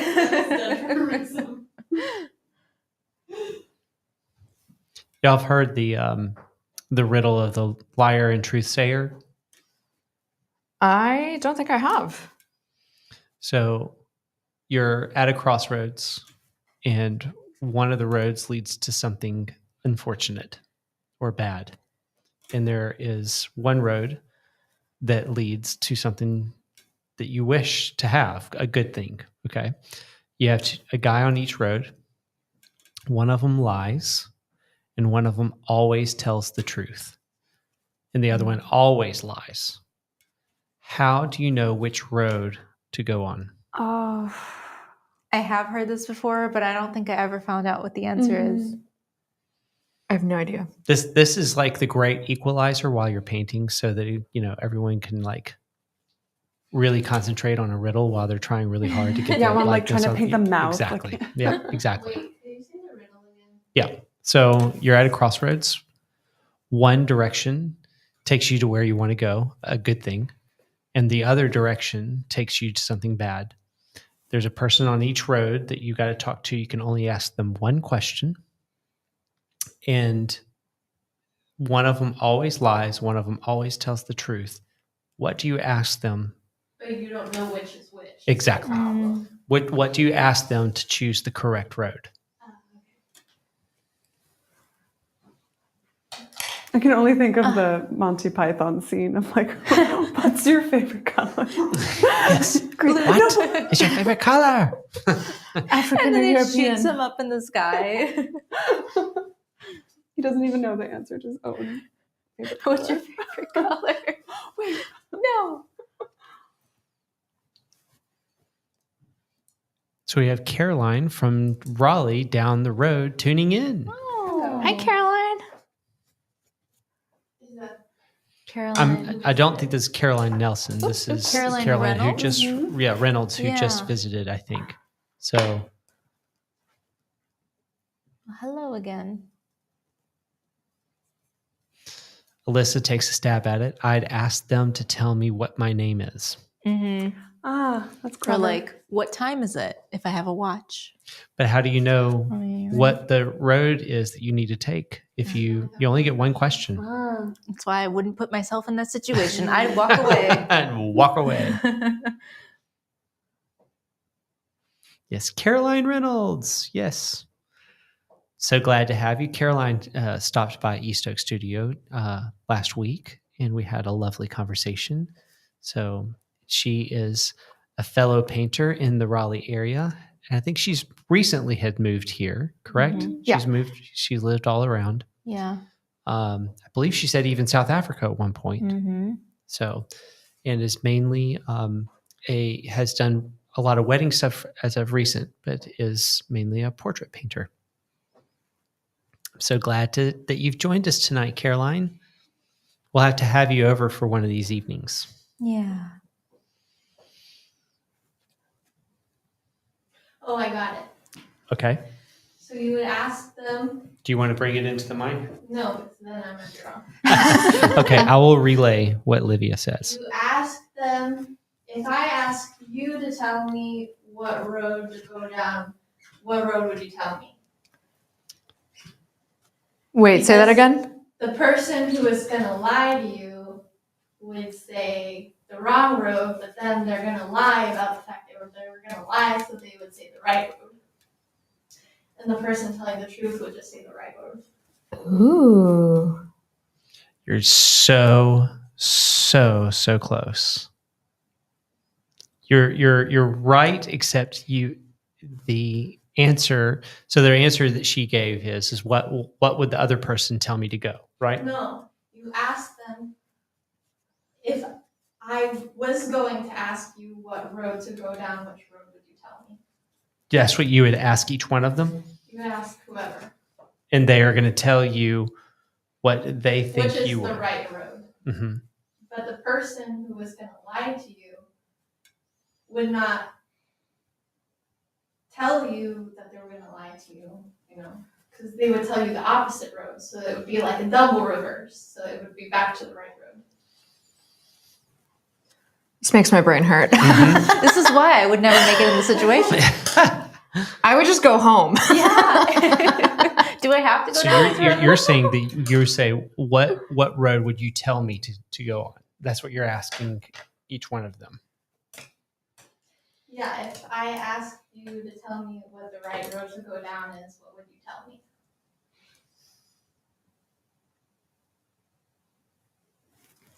Not what is the right road, but if I asked you what the right road was. If you asked me if I asked you, well, you're close. You're close.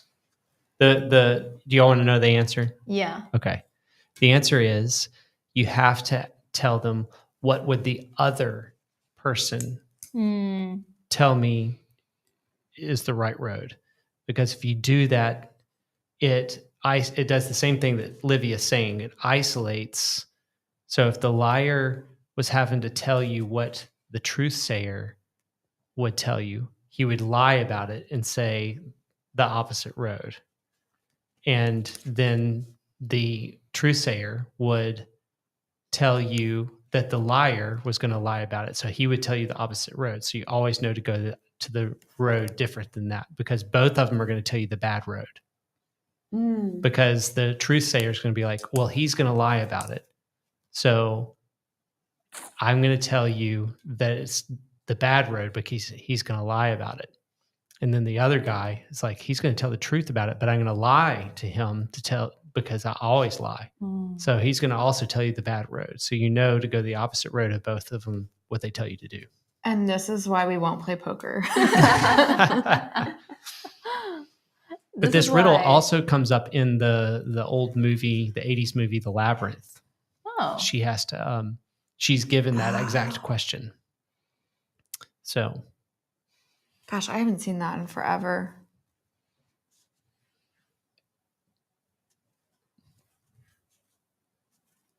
I've never seen it.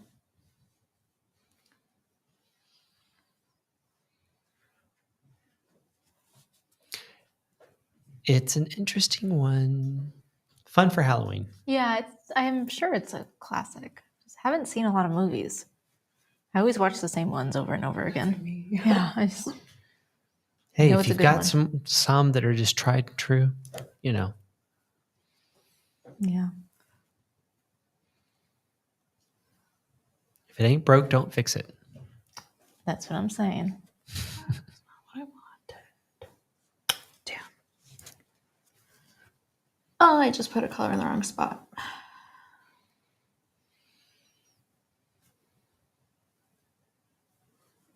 That's like 80% of my painting time.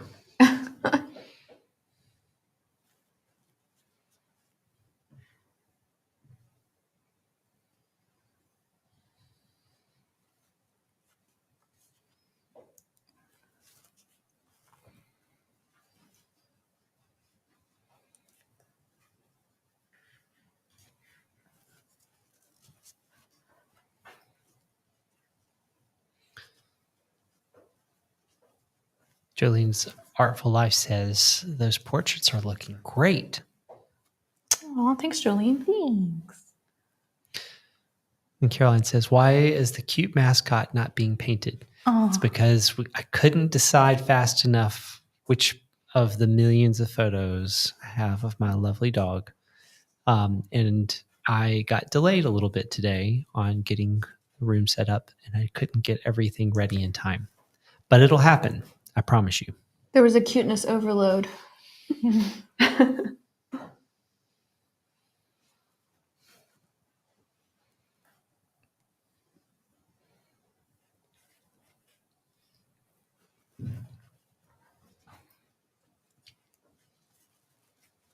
I was asking my fiance the other night which photo he thought I should paint from. And he didn't, contribute anything helpful other than, Evie, why do you have so many photos of the cat? It's like, no, you don't understand. This is like maybe 10% of the cat photos I have on my phone. It's why my memory on my phone is almost Right. empty. Oh, yeah. It's just this. I recently had to upgrade to like the $9.99 a month plan yeah. for my Oh, yeah. iCloud because I have I hear ya. so many pictures.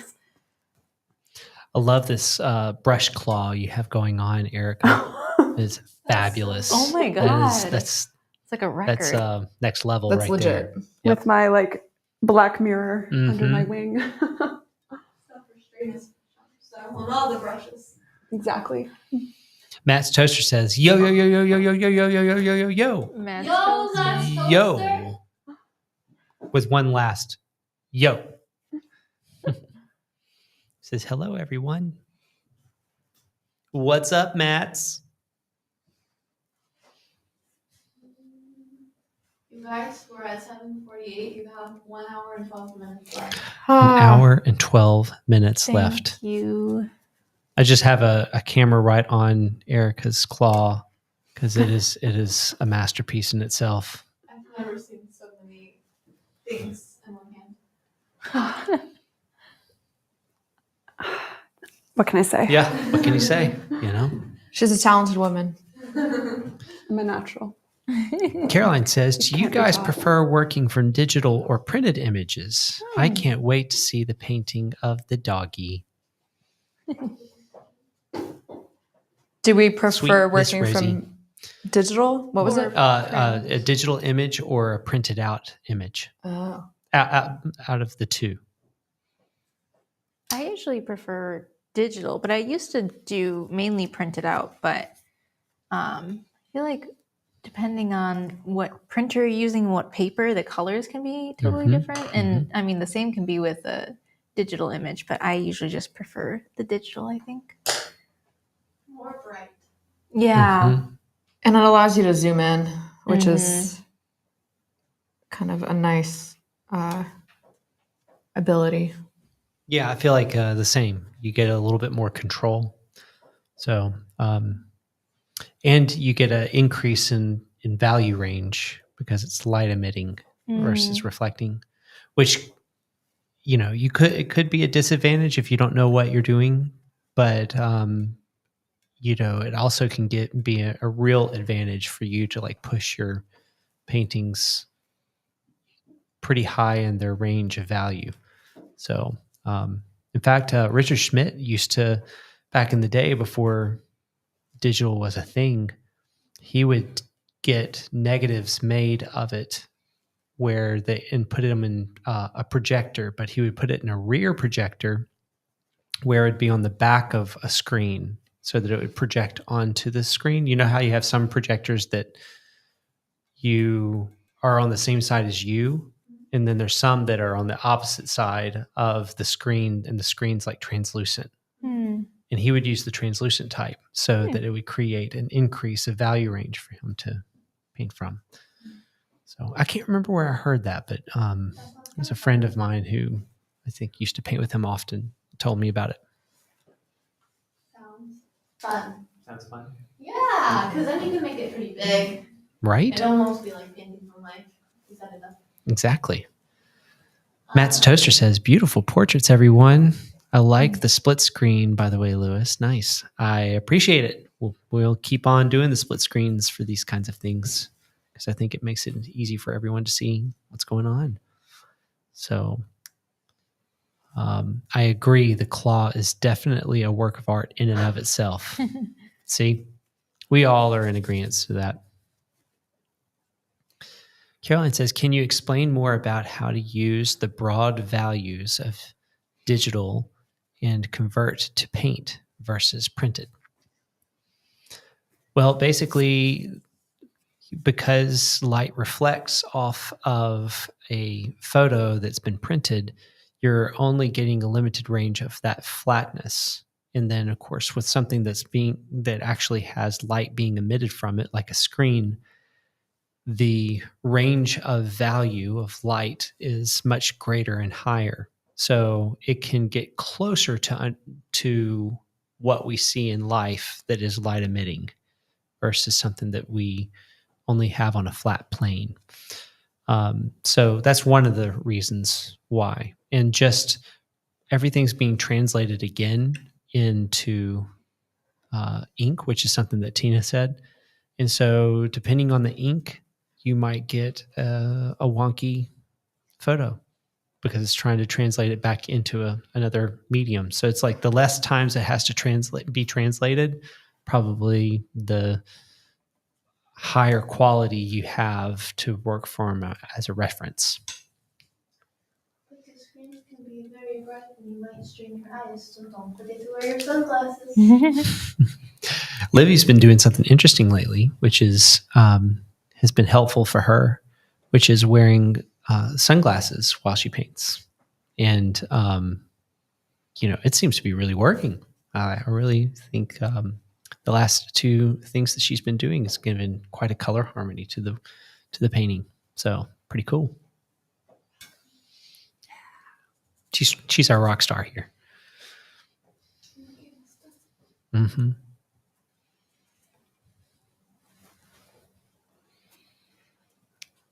Should put it in there as your theme song. I wear my sunglasses at night. Yes.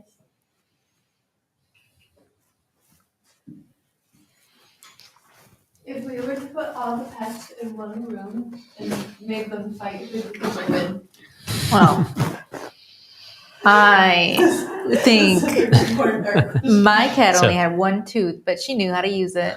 Ooh. All I gotta say. All right, so I'm going to repeat the question for everyone out there. Livia said, if all of our pets were put into a room and they had to fight, who would win? Enzo would kill with kindness. She would. She'd lick everyone to death. He would wiggle them to death. Exactly. My cat, I think, would just run away. I don't think she would engage in a fight. She's a passive. She's a lover, not a fighter. Yeah. Caroline asked, what color tint is your sunglasses? Is it kind of a rose? Yeah, it's like warm pinky. It's like a warm pinky rose. Alyssa said the last color study Liv posted was very exciting. Thank you, Caroline. The one I posted today, probably. Would you like to say that in the mic so she can hear you? Thank you, Caroline. Oh, Alyssa. So sorry, Alyssa.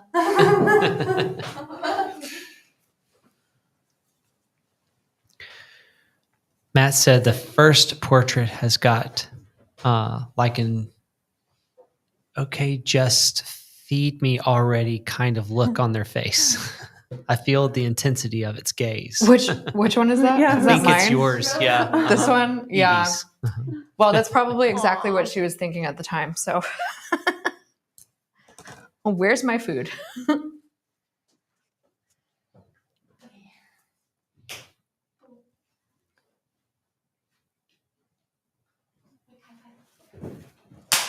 Oh, Wow. That was a high five. oh, wow. Breaking sound barriers. Yeah. We just wanted to make sure everyone was awake and alert. Violence. I think Liv would win the slap contest. There you Yes. go. Yes, you would. Especially with gas station coffee at 7 o'clock at night.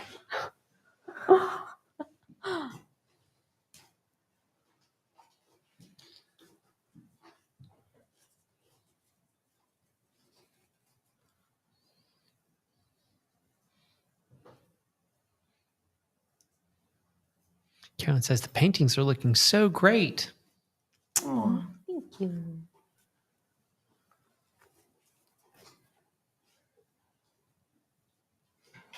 I'm having one of those moments of realizing I probably didn't make enough of this one mixture.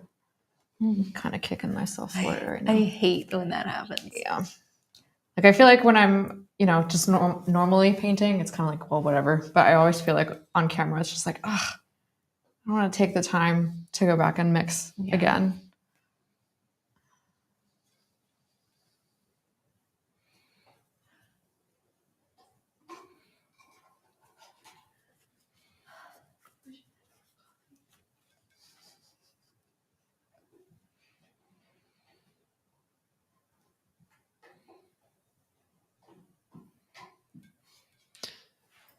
Caroline says, Tina, ball of ribbon for your kitty?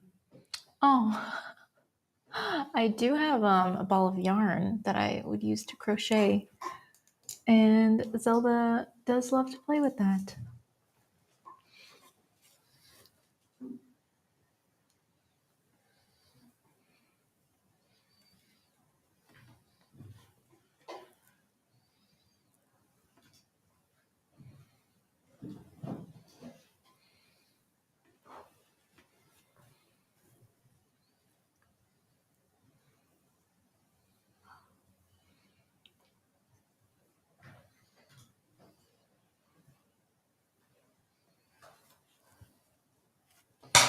Thanksgiving's getting close, so I had to tell everybody my Thanksgiving joke.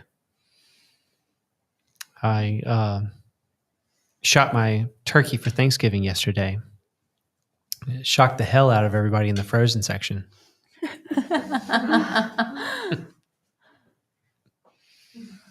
I haven't heard that one before.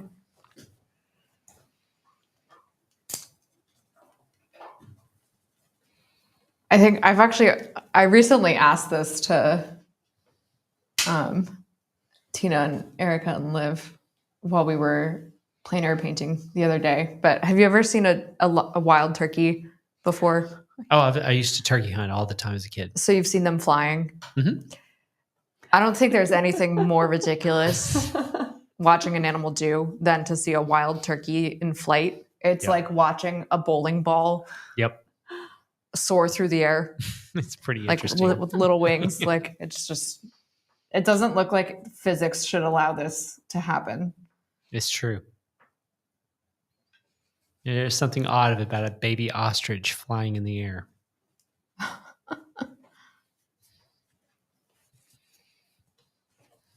Baby ostriches are pretty cute. They're little like Oh, yeah. beaks. Yeah. We've talked about this before, but my uncle raised ostriches when I was growing up, and so they can be cranky. They can be, I believe it. and they don't like hats. If you go close to the pin with a hat on, it'll go over and like snap your hat off, Like What? any kind Yep. of hat or like a like a specific cap. Wow. I mean, maybe all hats, but I You saw a haven't tried it. meme. Like, no. I saw a meme the other day that explained that apparently sea urchins really love hats.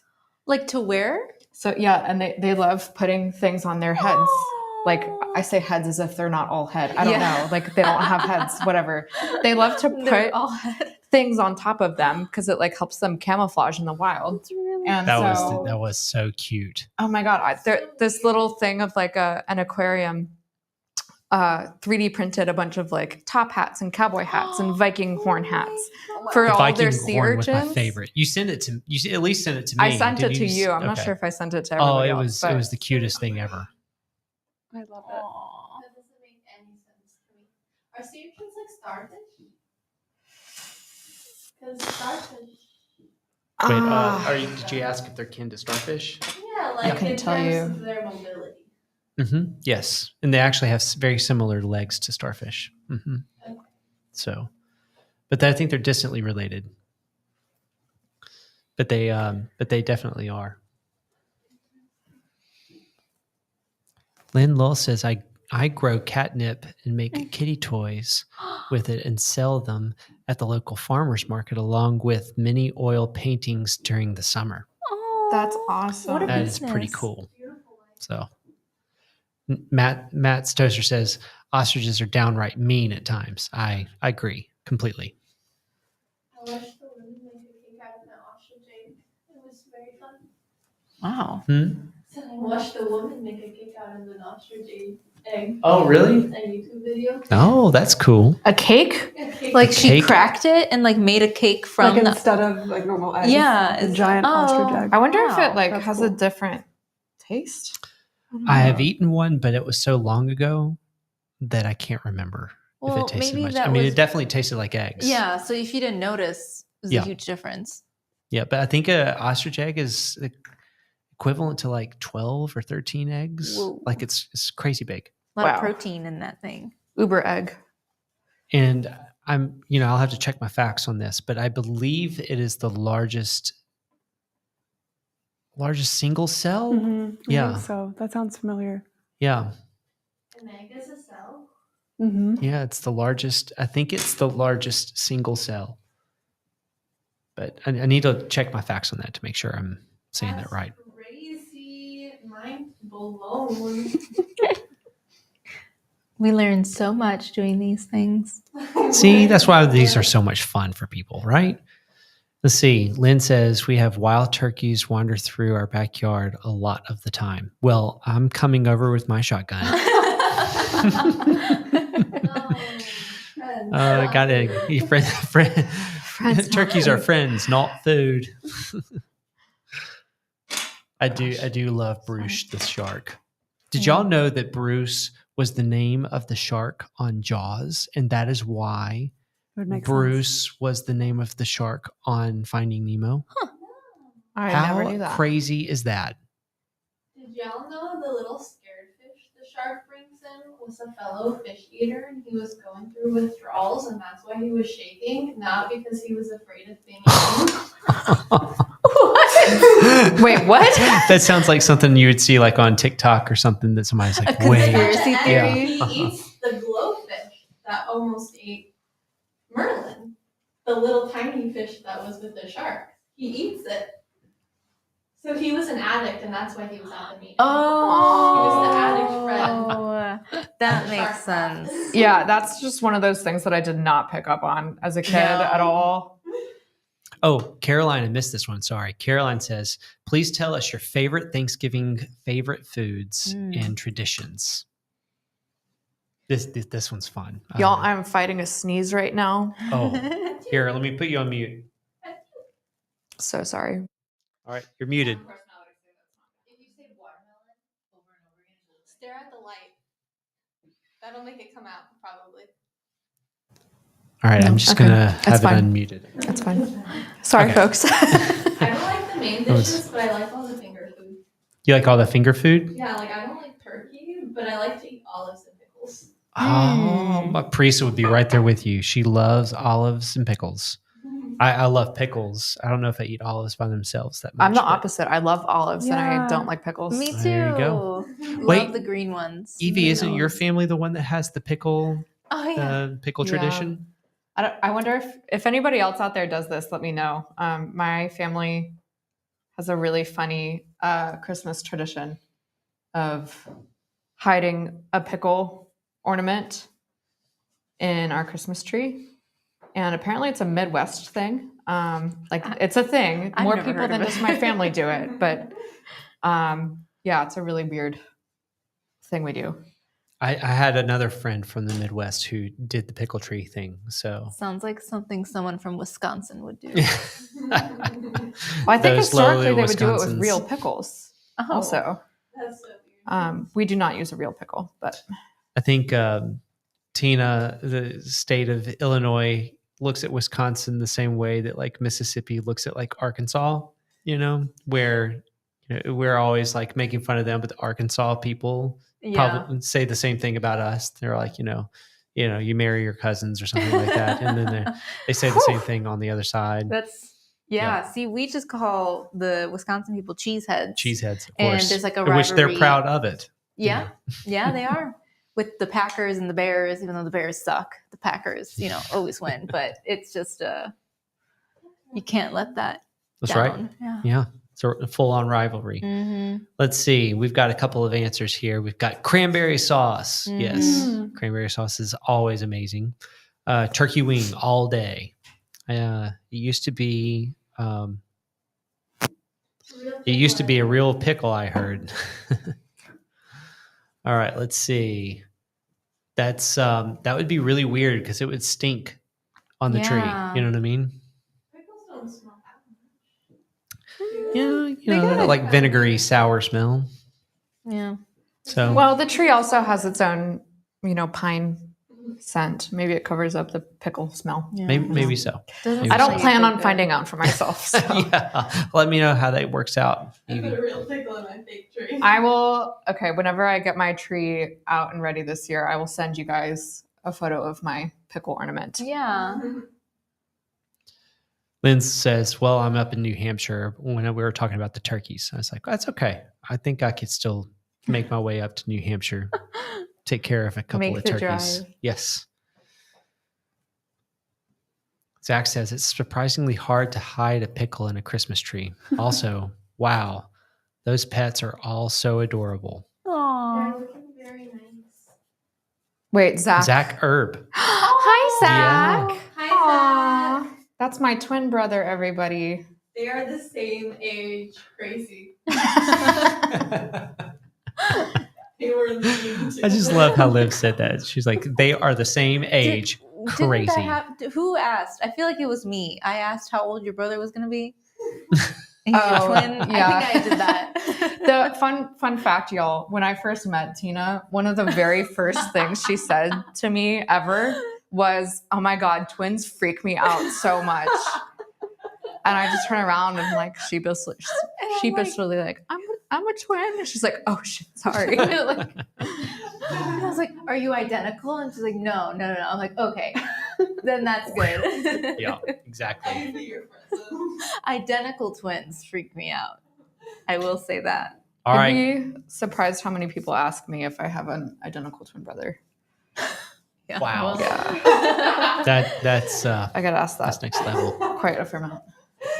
Well, in today's day and age, you never know. There could be some transitionary things happening. Sure. Yeah. True. Yeah. Okay, so Matt also says fake tree or real tree. This is something we were actually talking about just a day ago. Fake tree all the way. We've never had a real tree, so that's all I know. Fake I would like tree. to say our marriage is probably founded on the fact that we got a fake tree, and it, like the health of our marriage stayed high because of a fake tree. Your sanity depends on it. Yes, sanity depends on it. The amount of times I've seen conflict happen among family members with real trees, I was like, we're going to save ourselves all of the heartache. Oh yeah, oh yeah. Oh, you go out and you're like, oh, what about this one? Oh, that's too tall. Oh, well, what about that? That's too short.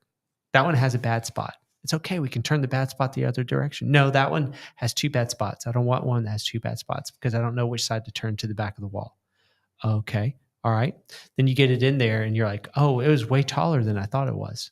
You need to cut it down. You cut it down. They're like, it's too short now. We need to get a new tree. Is this something you've witnessed? Yes. It sounds personal. Yeah. And well, my beloved dad growing up totally did, like, this is before we even knew that Lampoon's Christmas Vacation even existed. And we went out and got ourselves by the river, like hiked into the middle of nowhere and got a tree that was out in the middle of nowhere and cut it down. Well, it was halfway down a hill close to a river.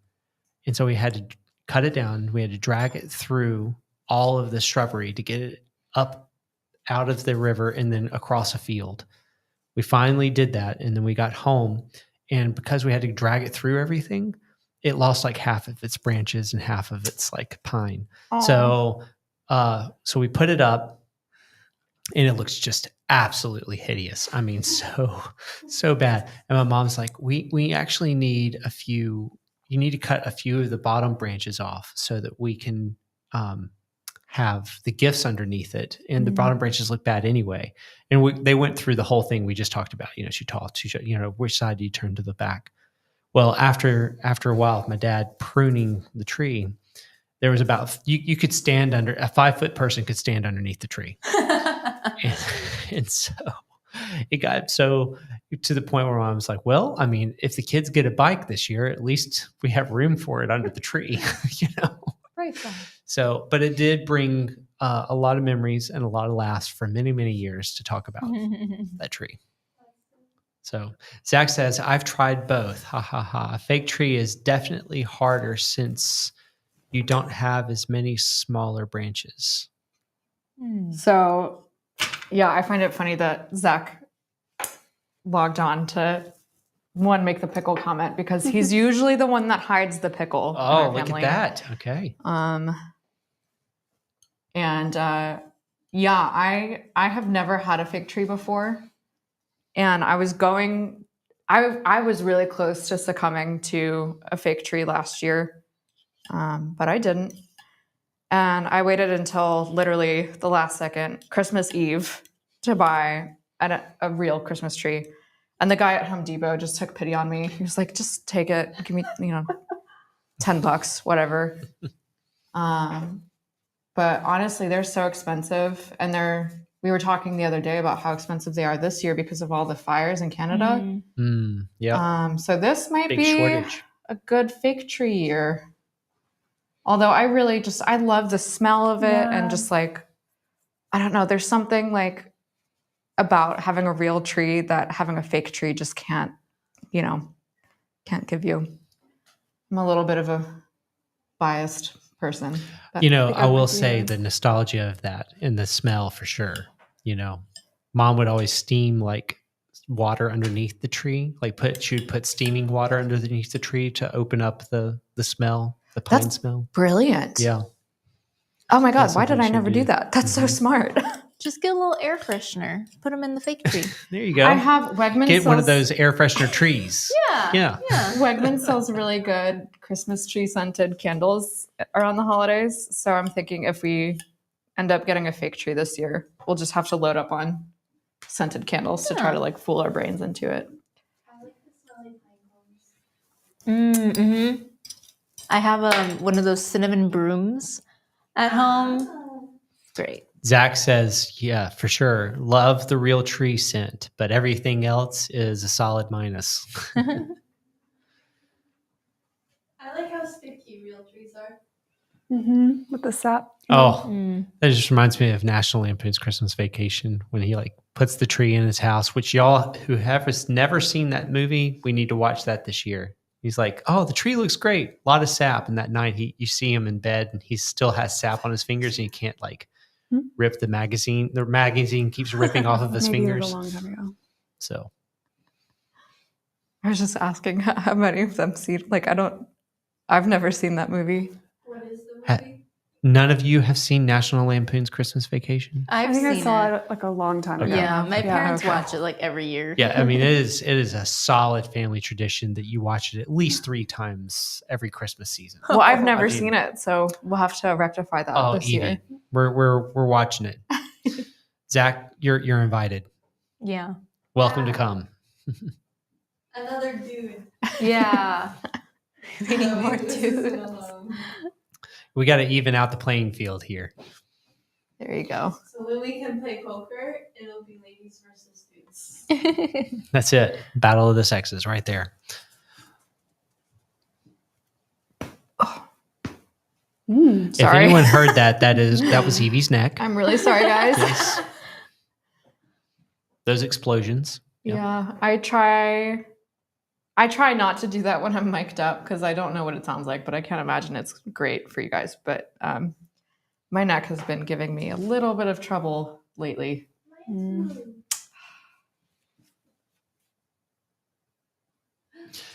Your identical twin says, I've used a fake tree for years now. My He says, identical thanks for the twin. invite.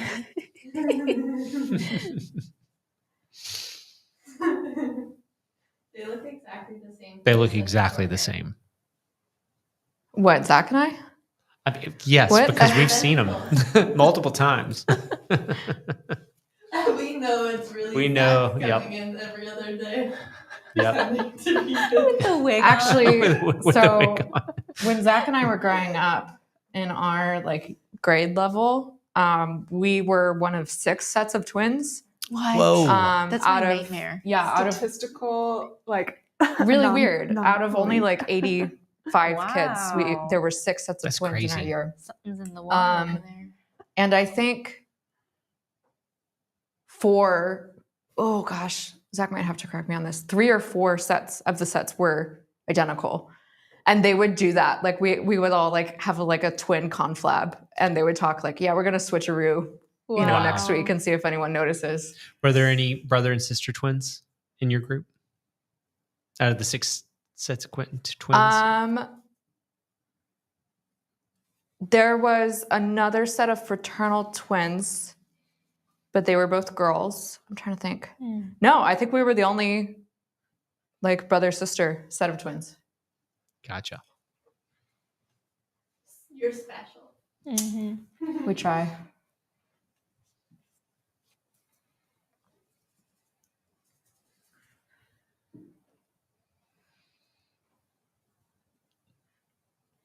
So I didn't even get to like my Thanksgiving traditions. Trying to think about, or one of our big Christmas traditions is on the morning of Christmas, we always eat Eggo waffles because we never did growing up except for Christmas.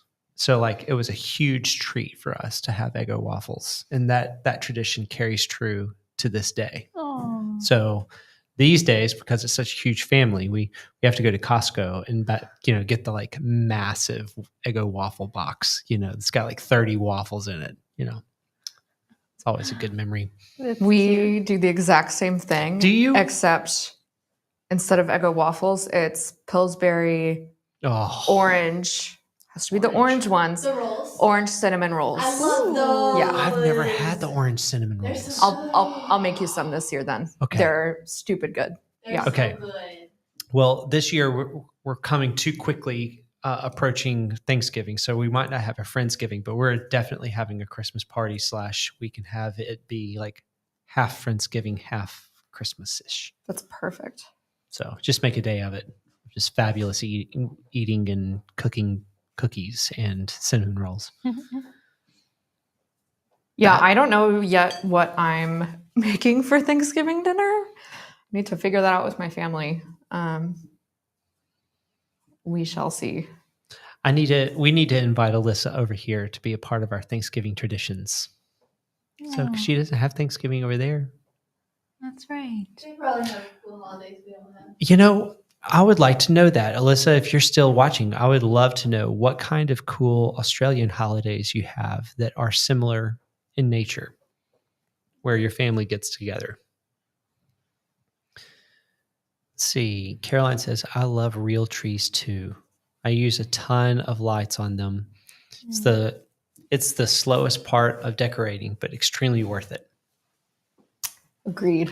Yeah, the lights always take the longest, I think. Mm. It's fun if you make it kind of like a family event, Mhm. though. Like everybody's pitching in to help decorate the tree together. Did any of you do the dental floss with popcorn and cranberries and make your own little streamers for your trees? That was something we did. That was a big tradition growing up. So we would you'd pop popcorn. It was like a cheap way for us as kids to decorate the tree. And so you would needle and dental floss or thread, and you would go through the popcorn, and then you would, sometimes put more cranberries and then a few popcorn or vice versa. And then you would wrap it around the tree. I think maybe we did that once or twice. In college, though, I used to, my roommate and I would bake mandarin orange slices Mhm. and then thread them in a little garland with little chunks of cinnamon stick. And it would make our kitchen and our little apartment smell amazing. Look at that. Looks like Caroline had that tradition too. She was like, yes, she did it in elementary school. I loved having Christmas parties in elementary school. We'd usually have a cup of hot chocolate, and then we always watch the Polar Express with the lights Oh, off, and then everyone has Santa hats on. That was fun. My mom would always read that book to us Oh, when we were really little on Christmas. I love the movie. The Tom Hanks one? Mhm. Yeah. Matt It was always says kind of creepy in a way.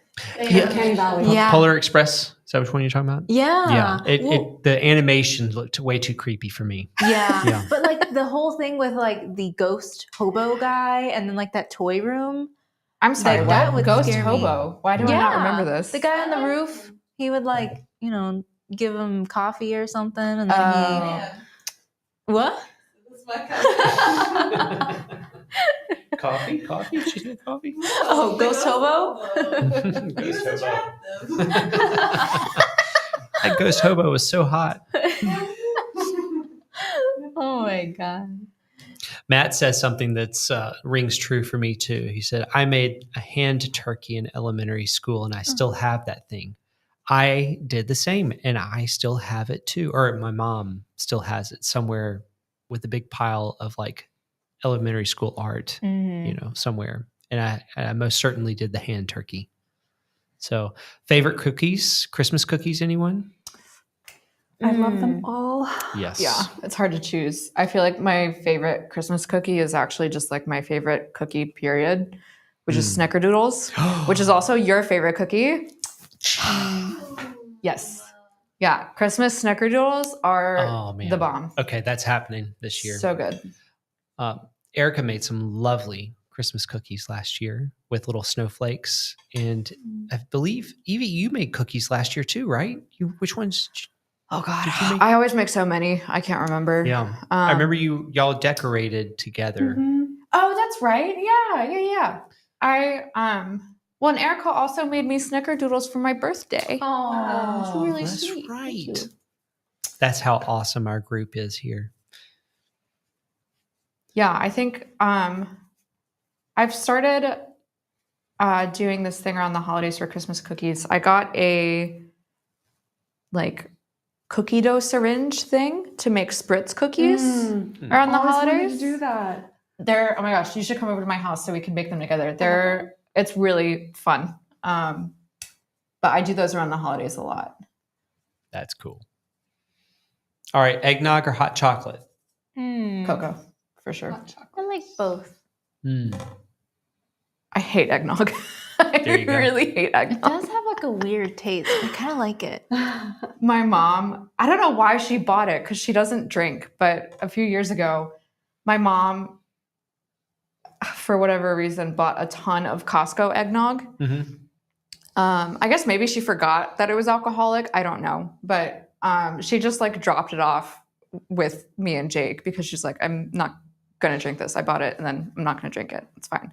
But she bought like 4 bottles of it. Yeah, I'm like, that's a I don't lot. want this either. That's pretty excessive. 4 bottles? Like, what were you thinking? So much eggnog. So we never did alcoholic eggnog, but we did just eggnog virgin style growing up as kids. And it was like really, really sweet that you would buy from the store. I don't even know what kind of brand it was. But Does it come in like the pale yellow yes, milk? Yeah. Yes. Yeah. exactly. The milk carton, the tall milk carton.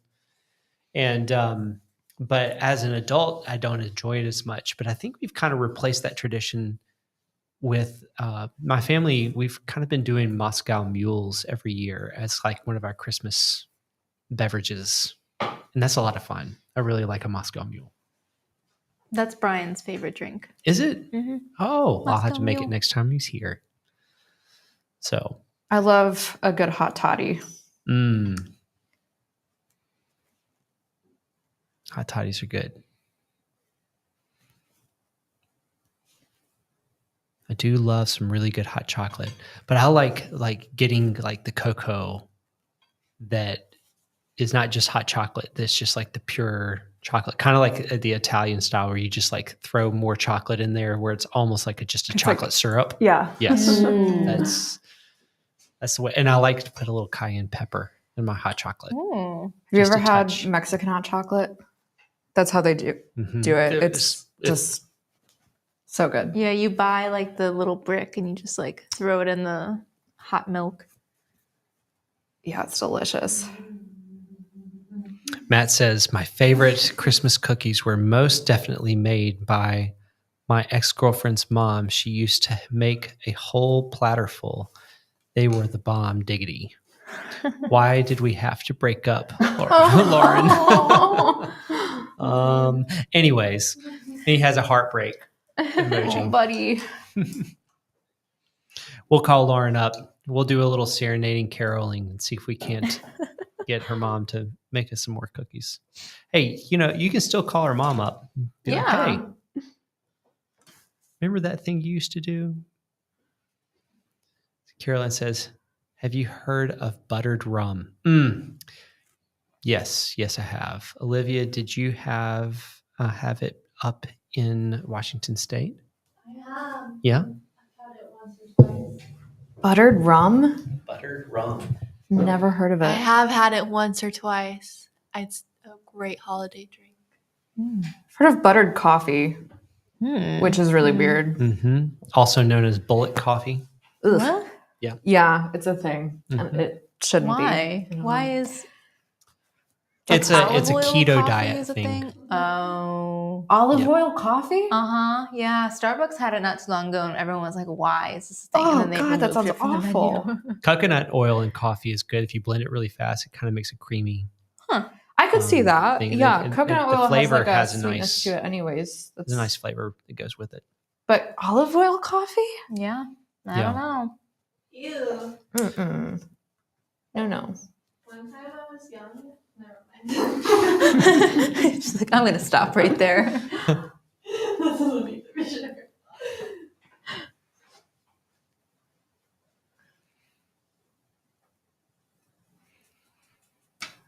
Pretty soon that's how all of my stories are going to go. One time I was young. Yep. Yeah. I don't know if any of y'all have had my rum cake. I can't remember. Yes. But I love making rum cake. That's like one of my favorite things. And I always think of buttered rum when I'm making the glaze. If I could try to like make a diluted down version of the glaze, is what I always thought of like Harry Potter butter beer tasting like, Yeah. you know. You can get butterbeer from Harry Potter World in Orlando. I've had it and it's delicious. It's not alcoholic. It's just, and I don't think It's it is like in a the books either. butterscotch No. Yeah. drink, right? It's really super yummy. Probably terrible for you, but delicious. Worth it.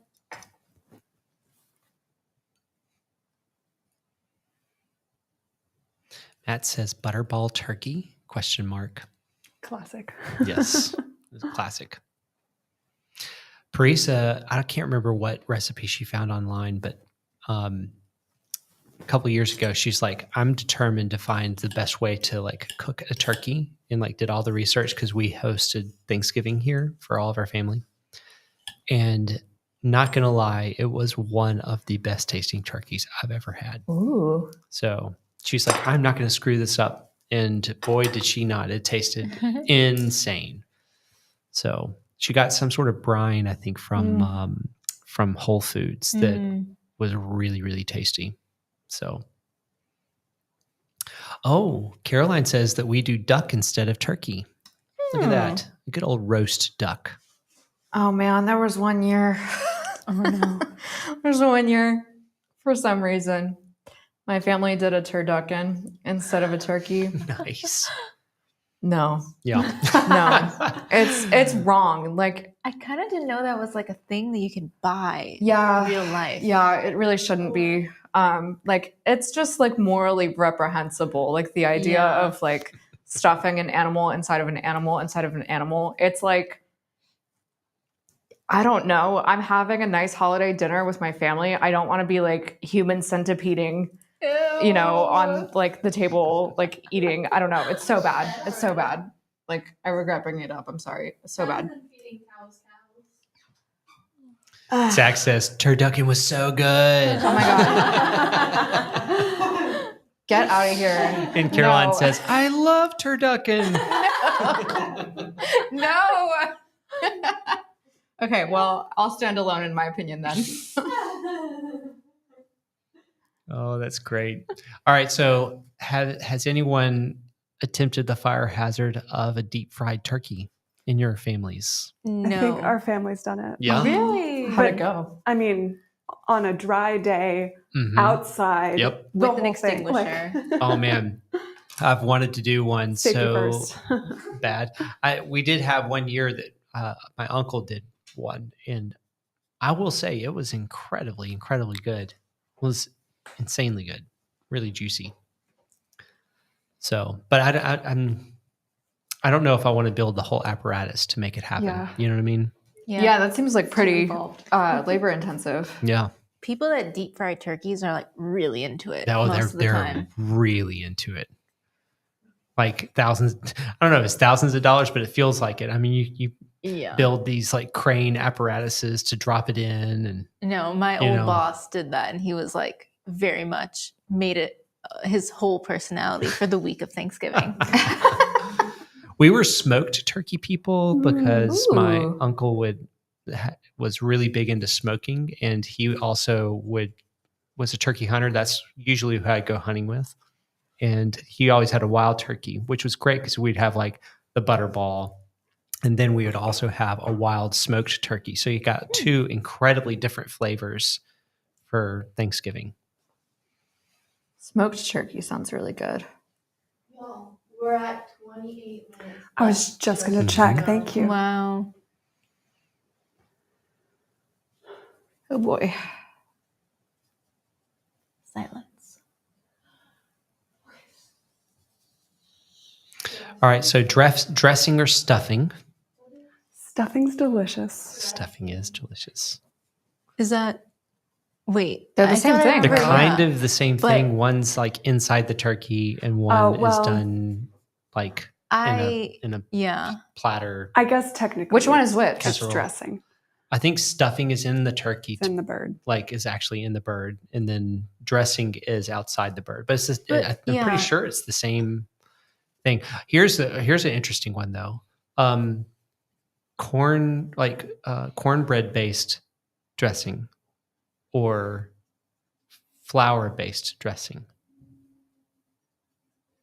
See, yeah, some of y'all didn't I even know don't there's a know. difference. Because I always call it stuffing. Or because stuffing, it's the same dressing, thing. I think of like a salad dressing. Like, I don't know. That's Caroline's like a regional chiming in thing. here. Mhm.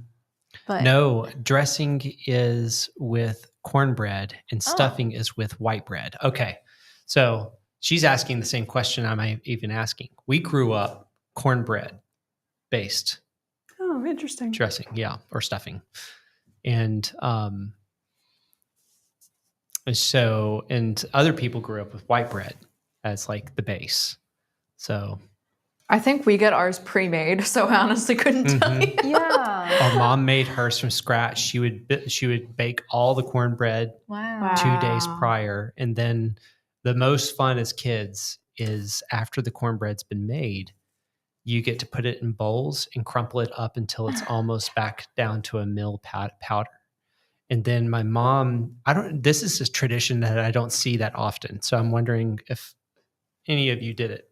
She would put it on cookie sheets and make little cakes out of it. No, Yeah. no, we just had to glop a pile on and call it a day. Right. Hmm. So, I mean, they actually looked like, 3 times the size of a cookie. And she would bake them as like these little cookie sheet pieces. And they were fabulous because you could they became like kind of like a finger food that you could like pick one up and put it on your plate. But that way they're always crispy all the way around. So Mhm. you never have any mushy part of it. And they're fabulous for leftovers. But I like because- the mushy. Oh, it's great. That's, we always had both. You always had like a casserole dish of it and then we called them patties. There you you know. go. So, I think maybe my favorite Thanksgiving food is green bean casserole. Mm. So good. Declaw. Caroline says she likes the white bread version more. In Mexico, they put green chili in it. Ooh, yum. That does sound good. Anything spicy, I'm down. Well, I'm just going to look at him in another light. Hey, there was a camera.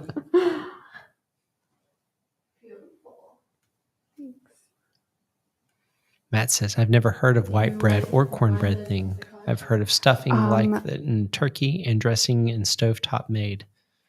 What do I do though? I always did like the stuffing that came out of the turkey because it had that extra flavor of the turkey in Probably.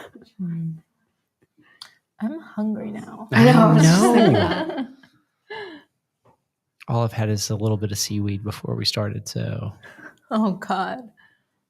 I feel like I can go upstairs and crush some food. Only had a turkey up there. Yeah, if only. If only I had a butterball waiting for me.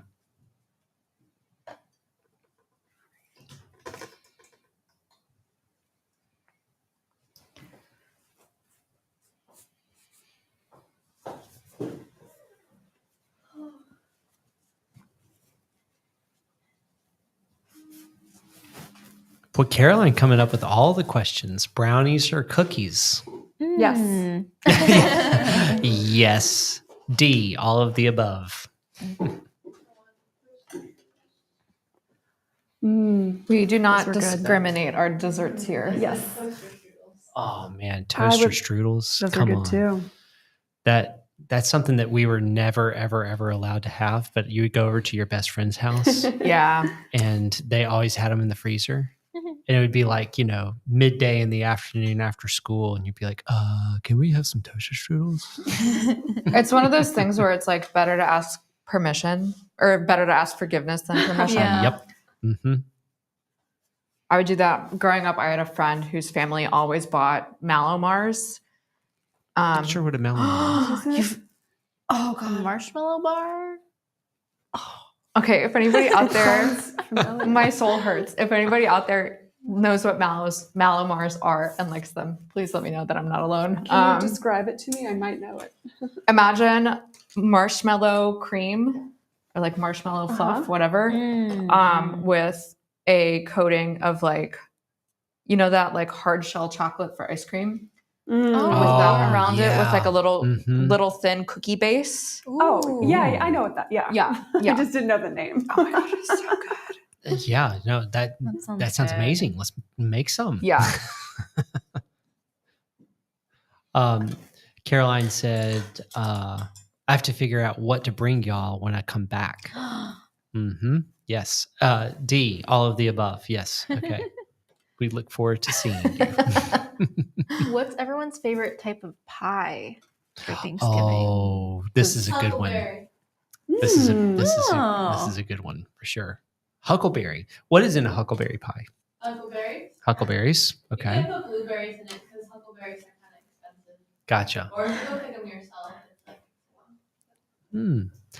like We made blueberry pie every year, and it was incredible. But believe it or not, there's a divide in my family where there is blueberry pie, and my family, we were big health nuts growing up, so my mom would make this thing called I know it sounds bad, but it's called a carob tofu pie, and it was so delicious. It was so flipping good. And yes, it was. You would never know it was tofu. Like it was like whipped into a cream. See, I thought it people was say coffee. that. Yeah. I mean, you just have to try it. Okay. We'll have to I'll- make it or I'll something. trust you. But it's different than anything else, any other pie you've had, and it's really tasty. So it's made every year, and there's a divide in our family of who is like the blueberry fan and who is like the carob tofu fan. So blueberry was mine, though. I had a special place in my heart for blueberry. So That's like my family. We have a divide on how lasagna is made because my dad doesn't like the ricotta cheese in the lasagna, or maybe it's the other way dare around. him. But like it's a whole thing. So my Oh, mom, no. whenever she makes lasagna, has to make half with ricotta cheese and half without. Love it. Yep. Gravy or no gravy? No gravy. No gravy. No gravy. I'm still thinking about gravy. pie. Yeah, I know. Pecan pie. Oh, that's always a pecan big pie is classic in really our good. house too. I loved that as a kid. In fact, my mom said yesterday she was separating the pecans as we speak Nice. to get them ready for her pecan pie. One year I brought a bunch of pecans in my luggage to Florence. So I Did could you? make pecan pie for That's my friends. awesome. That's so sweet. Be Oh, like, I love it. you can't find them. That's so thank true. you. Yeah, I didn't think about that. Pear turnover is Caroline's. That sounds good. My family is usually pretty split on whether or not we're going to do apple pie or pumpkin. Mm. Those are both classic. Yeah. Yep. I like apple pie, but the crumble on top, that's my favorite kind of apple Yeah. pie. Yeah. I like cobbler more than pie. Yeah, Yeah. Mm. I make apple crisp, which is just The same thing. I love having that topping. Yeah. on it. Yeah. And I'm not a big fan of pie crust, but if it's like How a dare graham you. cracker crust, I'm in. Oh Yeah. no! See, I am all about crust, like Really? oh, pie It just crust doesn't all the have way. A lot of flavor. And That no, means it's you've buttery had and bad pie crust. it I is a think. buttery, we flaky usually crust. buy the buttery flaky crust. Let's see, I do. I love almost every berry there's out in the world. Every So- year for Christmas growing up, my mom would always get the Costco chicken pot pie for Christmas Eve dinner. Oh, see, And the last, gosh, this will probably be like the 5th year in a row that I've done it. But of course, no Costco pie is allowed in my house. I'm making that from scratch. amen, sister. And And I'm coming over. Oh my God, it's so good. You There's could have said always Costco, a- and I would have been okay with that too. Beggars can't be choosers. I'll just come and beg. There's always like the Great British Bake Off moment, though, of like, is it going to have a soggy bottom? Like, Ooh, yeah, yep. Matt says I'm part Mexican, so we make tamales on holidays too. ooh, oh, I love tamales. Yeah, and then Caroline says they do tamales on Christmas Eve. Uh-huh. We'll see about that, Evie. Costco makes darn good pot pie, says Zach Erb. Oh my God. Mm-hmm. I love how your brother is in the chat. Yes. This is so great that we have sibling banter going on. I know, right? Virtually. Zach, you're wrong. You are wrong, Zach. According to Evie, Family I do not feud care. Come bake me a pie, Zach. So I'm down. Anything Taste Costco, I'm testing, down. yeah. We'll taste test. How about this? We will make it a contest. You can get the Costco pie. Evie will make her scratch, and we will have a contest. And any of the judges will be the winners. Period. I love it. Yeah, we'll get this The settled. judges are the winners. It's Amazing. like, what do we have here? We have a pear pie, and we have a Pear pecan pie. There actually was a pie baking / partially eating contest that I attended while I was in college. Don't know why this was a thing. It was for the grad students, and I went because my partner at the time was a grad student, and there was like a whole thing of like, but she's not a grad student, she can't eat the pie. I'm like, watch me. Wow. I'll show you how to eat a pie. Yeah. But it was great. One of my favorite events that I went to in college. Ha ha ha, we've deliberated on this countless times over the years. A contest sounds like a great way to settle the debate, says Zach Erb. All right, it's on. This is great. Caroline says braised short ribs versus honey ham. I feel like I'm going to Caroline's place after all of this. Rib. Yes, you're going rib. All right, I like a good honey ham. honey ham. We often do that. Yep. We Yeah. do honey ham every year. Yeah. I'll take either. I'll take both, even but if I have to choose.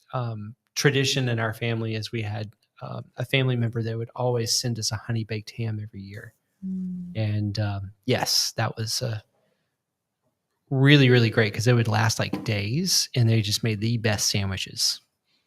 There's a honey baked ham store in Durham, not far from our house. So, yeah. Wow. Yeah, we got lucky. Didn't know that was a. I can give A you guys store. the address. if Actually, you want. they I've seen them pop up all over the place. They're kind of like a chain store now. Yeah. They just have ham. I guess Yep. so. I've never been in one. Wow. What a Really? niche little thing. No, I've never been in one of the actual honey baked ham stores. No. They also sell a really good soup mix so that you can make ham hock soup Mm-hmm. with the leftovers. Or if you're a real Southern girl, you make some collards with that ham hock. Oh yeah, And absolutely. Mm. Collard greens, they are kind of like think of like a version of like spinach or something, but more hearty and a bit more bitter.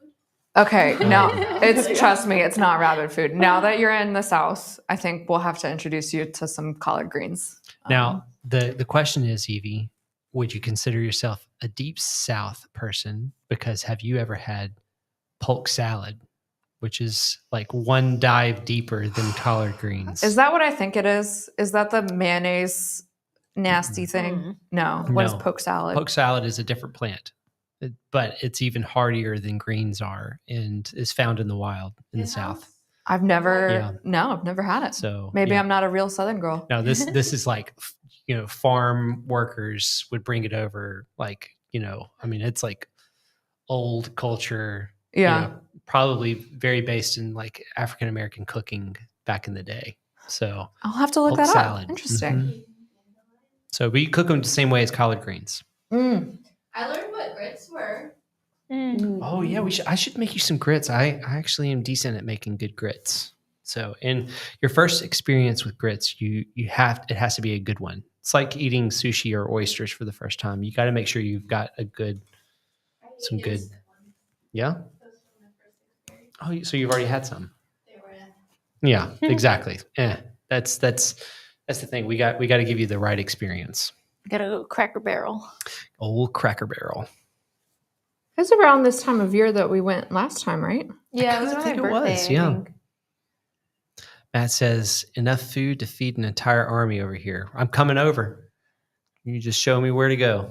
Zach, please contribute more comments. I like reading them. Now we're good. No, I'm kidding. We're down to 12, less than 12 minutes. Yep. Oh boy. I need to fix All the right. eye. Caroline says, my husband makes the best braised short rib we made the last 3 years for Thanksgiving. That sounds really good, Caroline. I'm I telling you. am- Yeah, that sounds incredible. I would Salivating. do that if you have leftovers.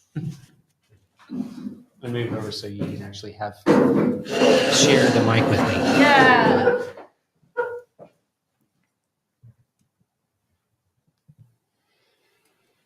This way, Caroline and I can actually be on the same mic.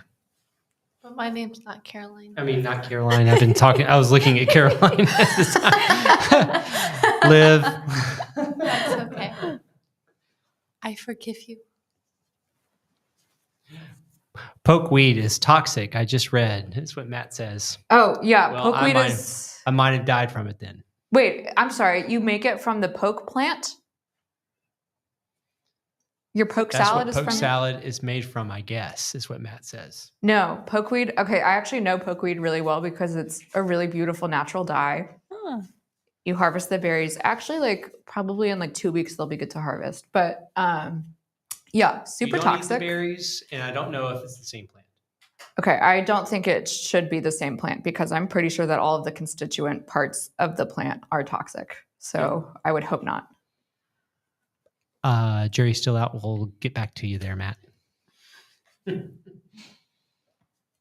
If it is, then Louis has like some kind of like crazy immunity. Superpowers. It's like peanuts. If you eat them enough as a child, they don't affect you.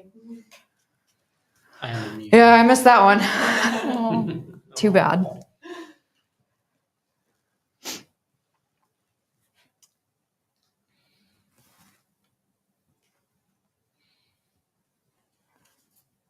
Yeah, there's my poor family has had to deal with not being able to have any nuts at holiday dinners on my behalf, which of course, you know, they're all like super sweet about it, but I always feel bad because I know that most people have nuts around the holidays. That's okay. I don't like nuts that much, anyways. I like you more. Aw, thanks.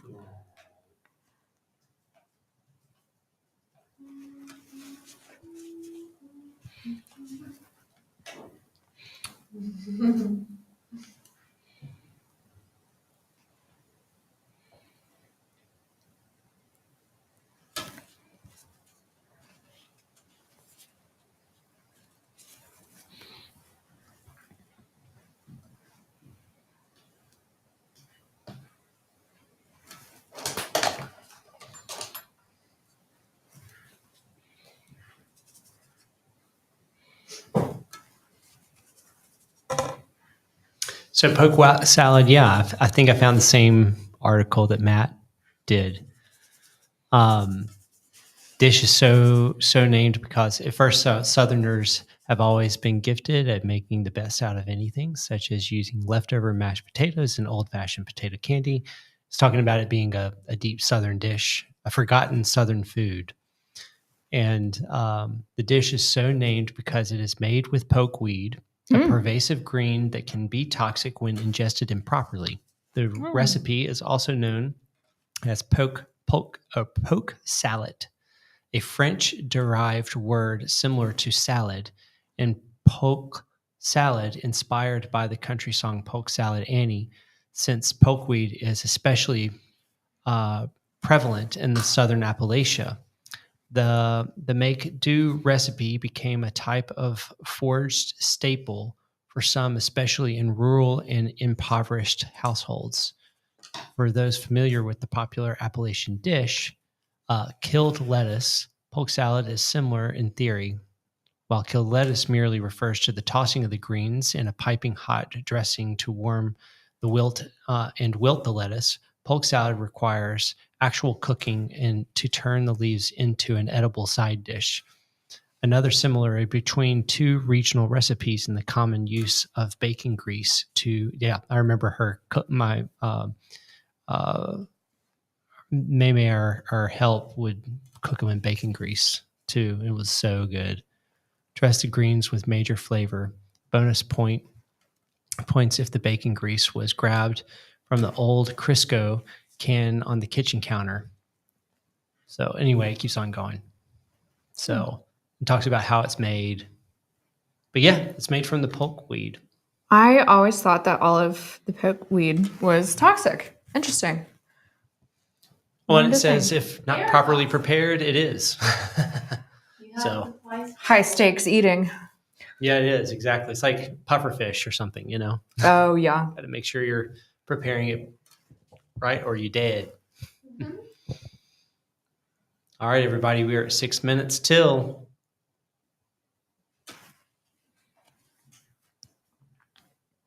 The final countdown. Oh my gosh. Yes. It It happened.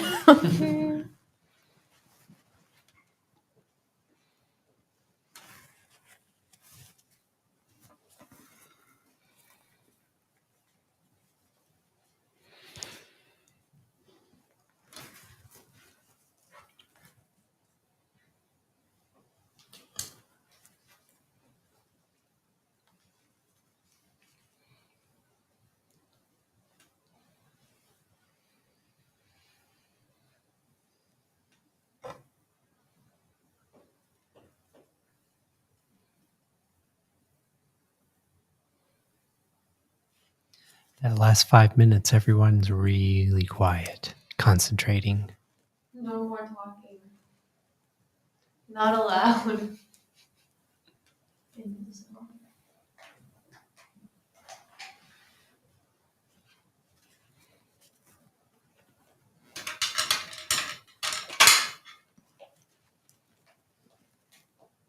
Olivia, name a Washington food you miss. I don't know. There's really good clam chowder over there. Like if you're in Olympia, Bud Bay Cafe has really good clam chowder. You should try it. It's good. Seafood. I'm a sucker for clam chowder. I love it.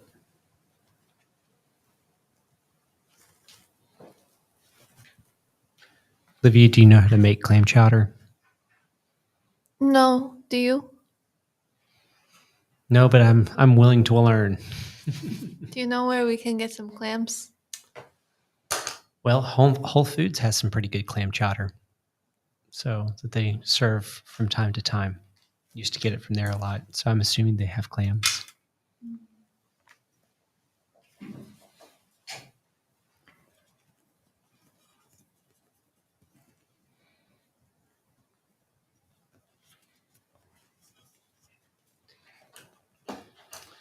Alyssa, I see that you said that is there another PFL before Christmas? Let me check real quick. I can't remember if we scheduled one for Christmas or not, considering all of the holidays and everyone running around.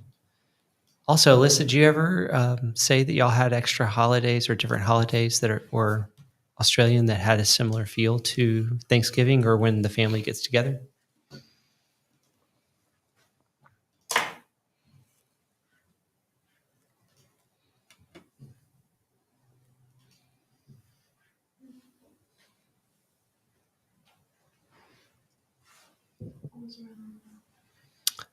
Oh man, I gotta.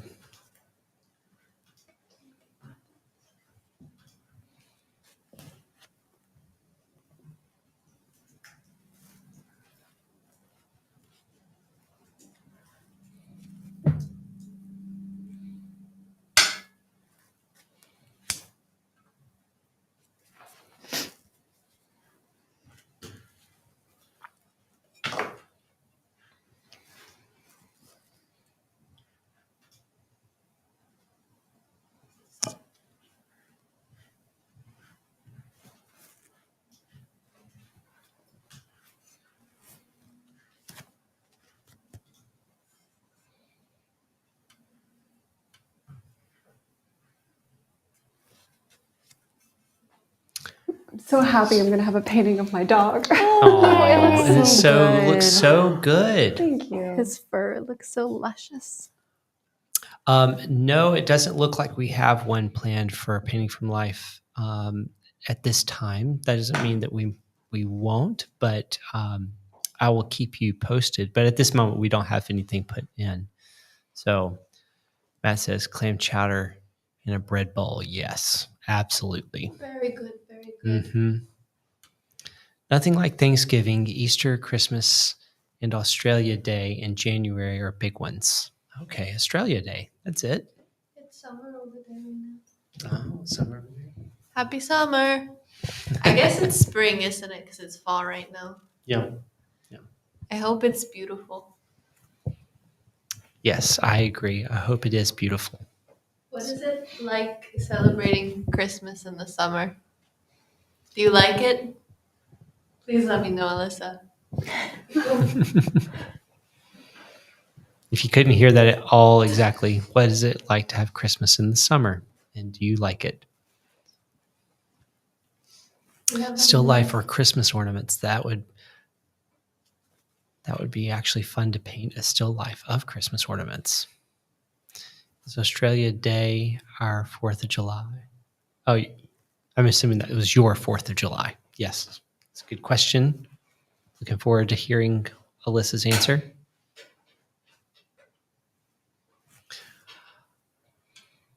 And that will be the last question of the night, considering that it is 9 o'clock. And so we will wait for Alyssa Brushes to answer. down. Yeah, Time brushes is up, brushes down. I mean, Alyssa, take a long I time was, to think I about was trying it. to say time is up and brushes down at the same time. So Alyssa says we still have turkey, pudding,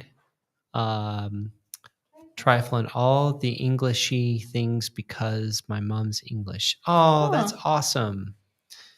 All right, everyone. Well, thank you so much for joining us. We are so looking forward to speaking of Thanksgiving and the holidays coming around. But we will keep you posted on the events that we will be having in December. A lot of us will be traveling, so December is a bit of a short month here at East Oaks. But whatever we don't do in December, we will be continuing to do in January. We always, like always, we deeply appreciate our audience, and we're so glad that you joined us for this evening. And while the girls painted these paintings, yet again, once again, if you did paint your pets along with us, we would love to see them. So please put them on Discord on our East Oaks Studio site. There should be a link in the description below on YouTube, and we look forward to seeing what you painted. So thank you for all the girls who participated this evening, Livia and Evie and Erica and Tina. And we look forward to seeing our audience again very, very soon. And everyone have a lovely evening and happy painting. Thank you. Have a good night, everyone. Bye.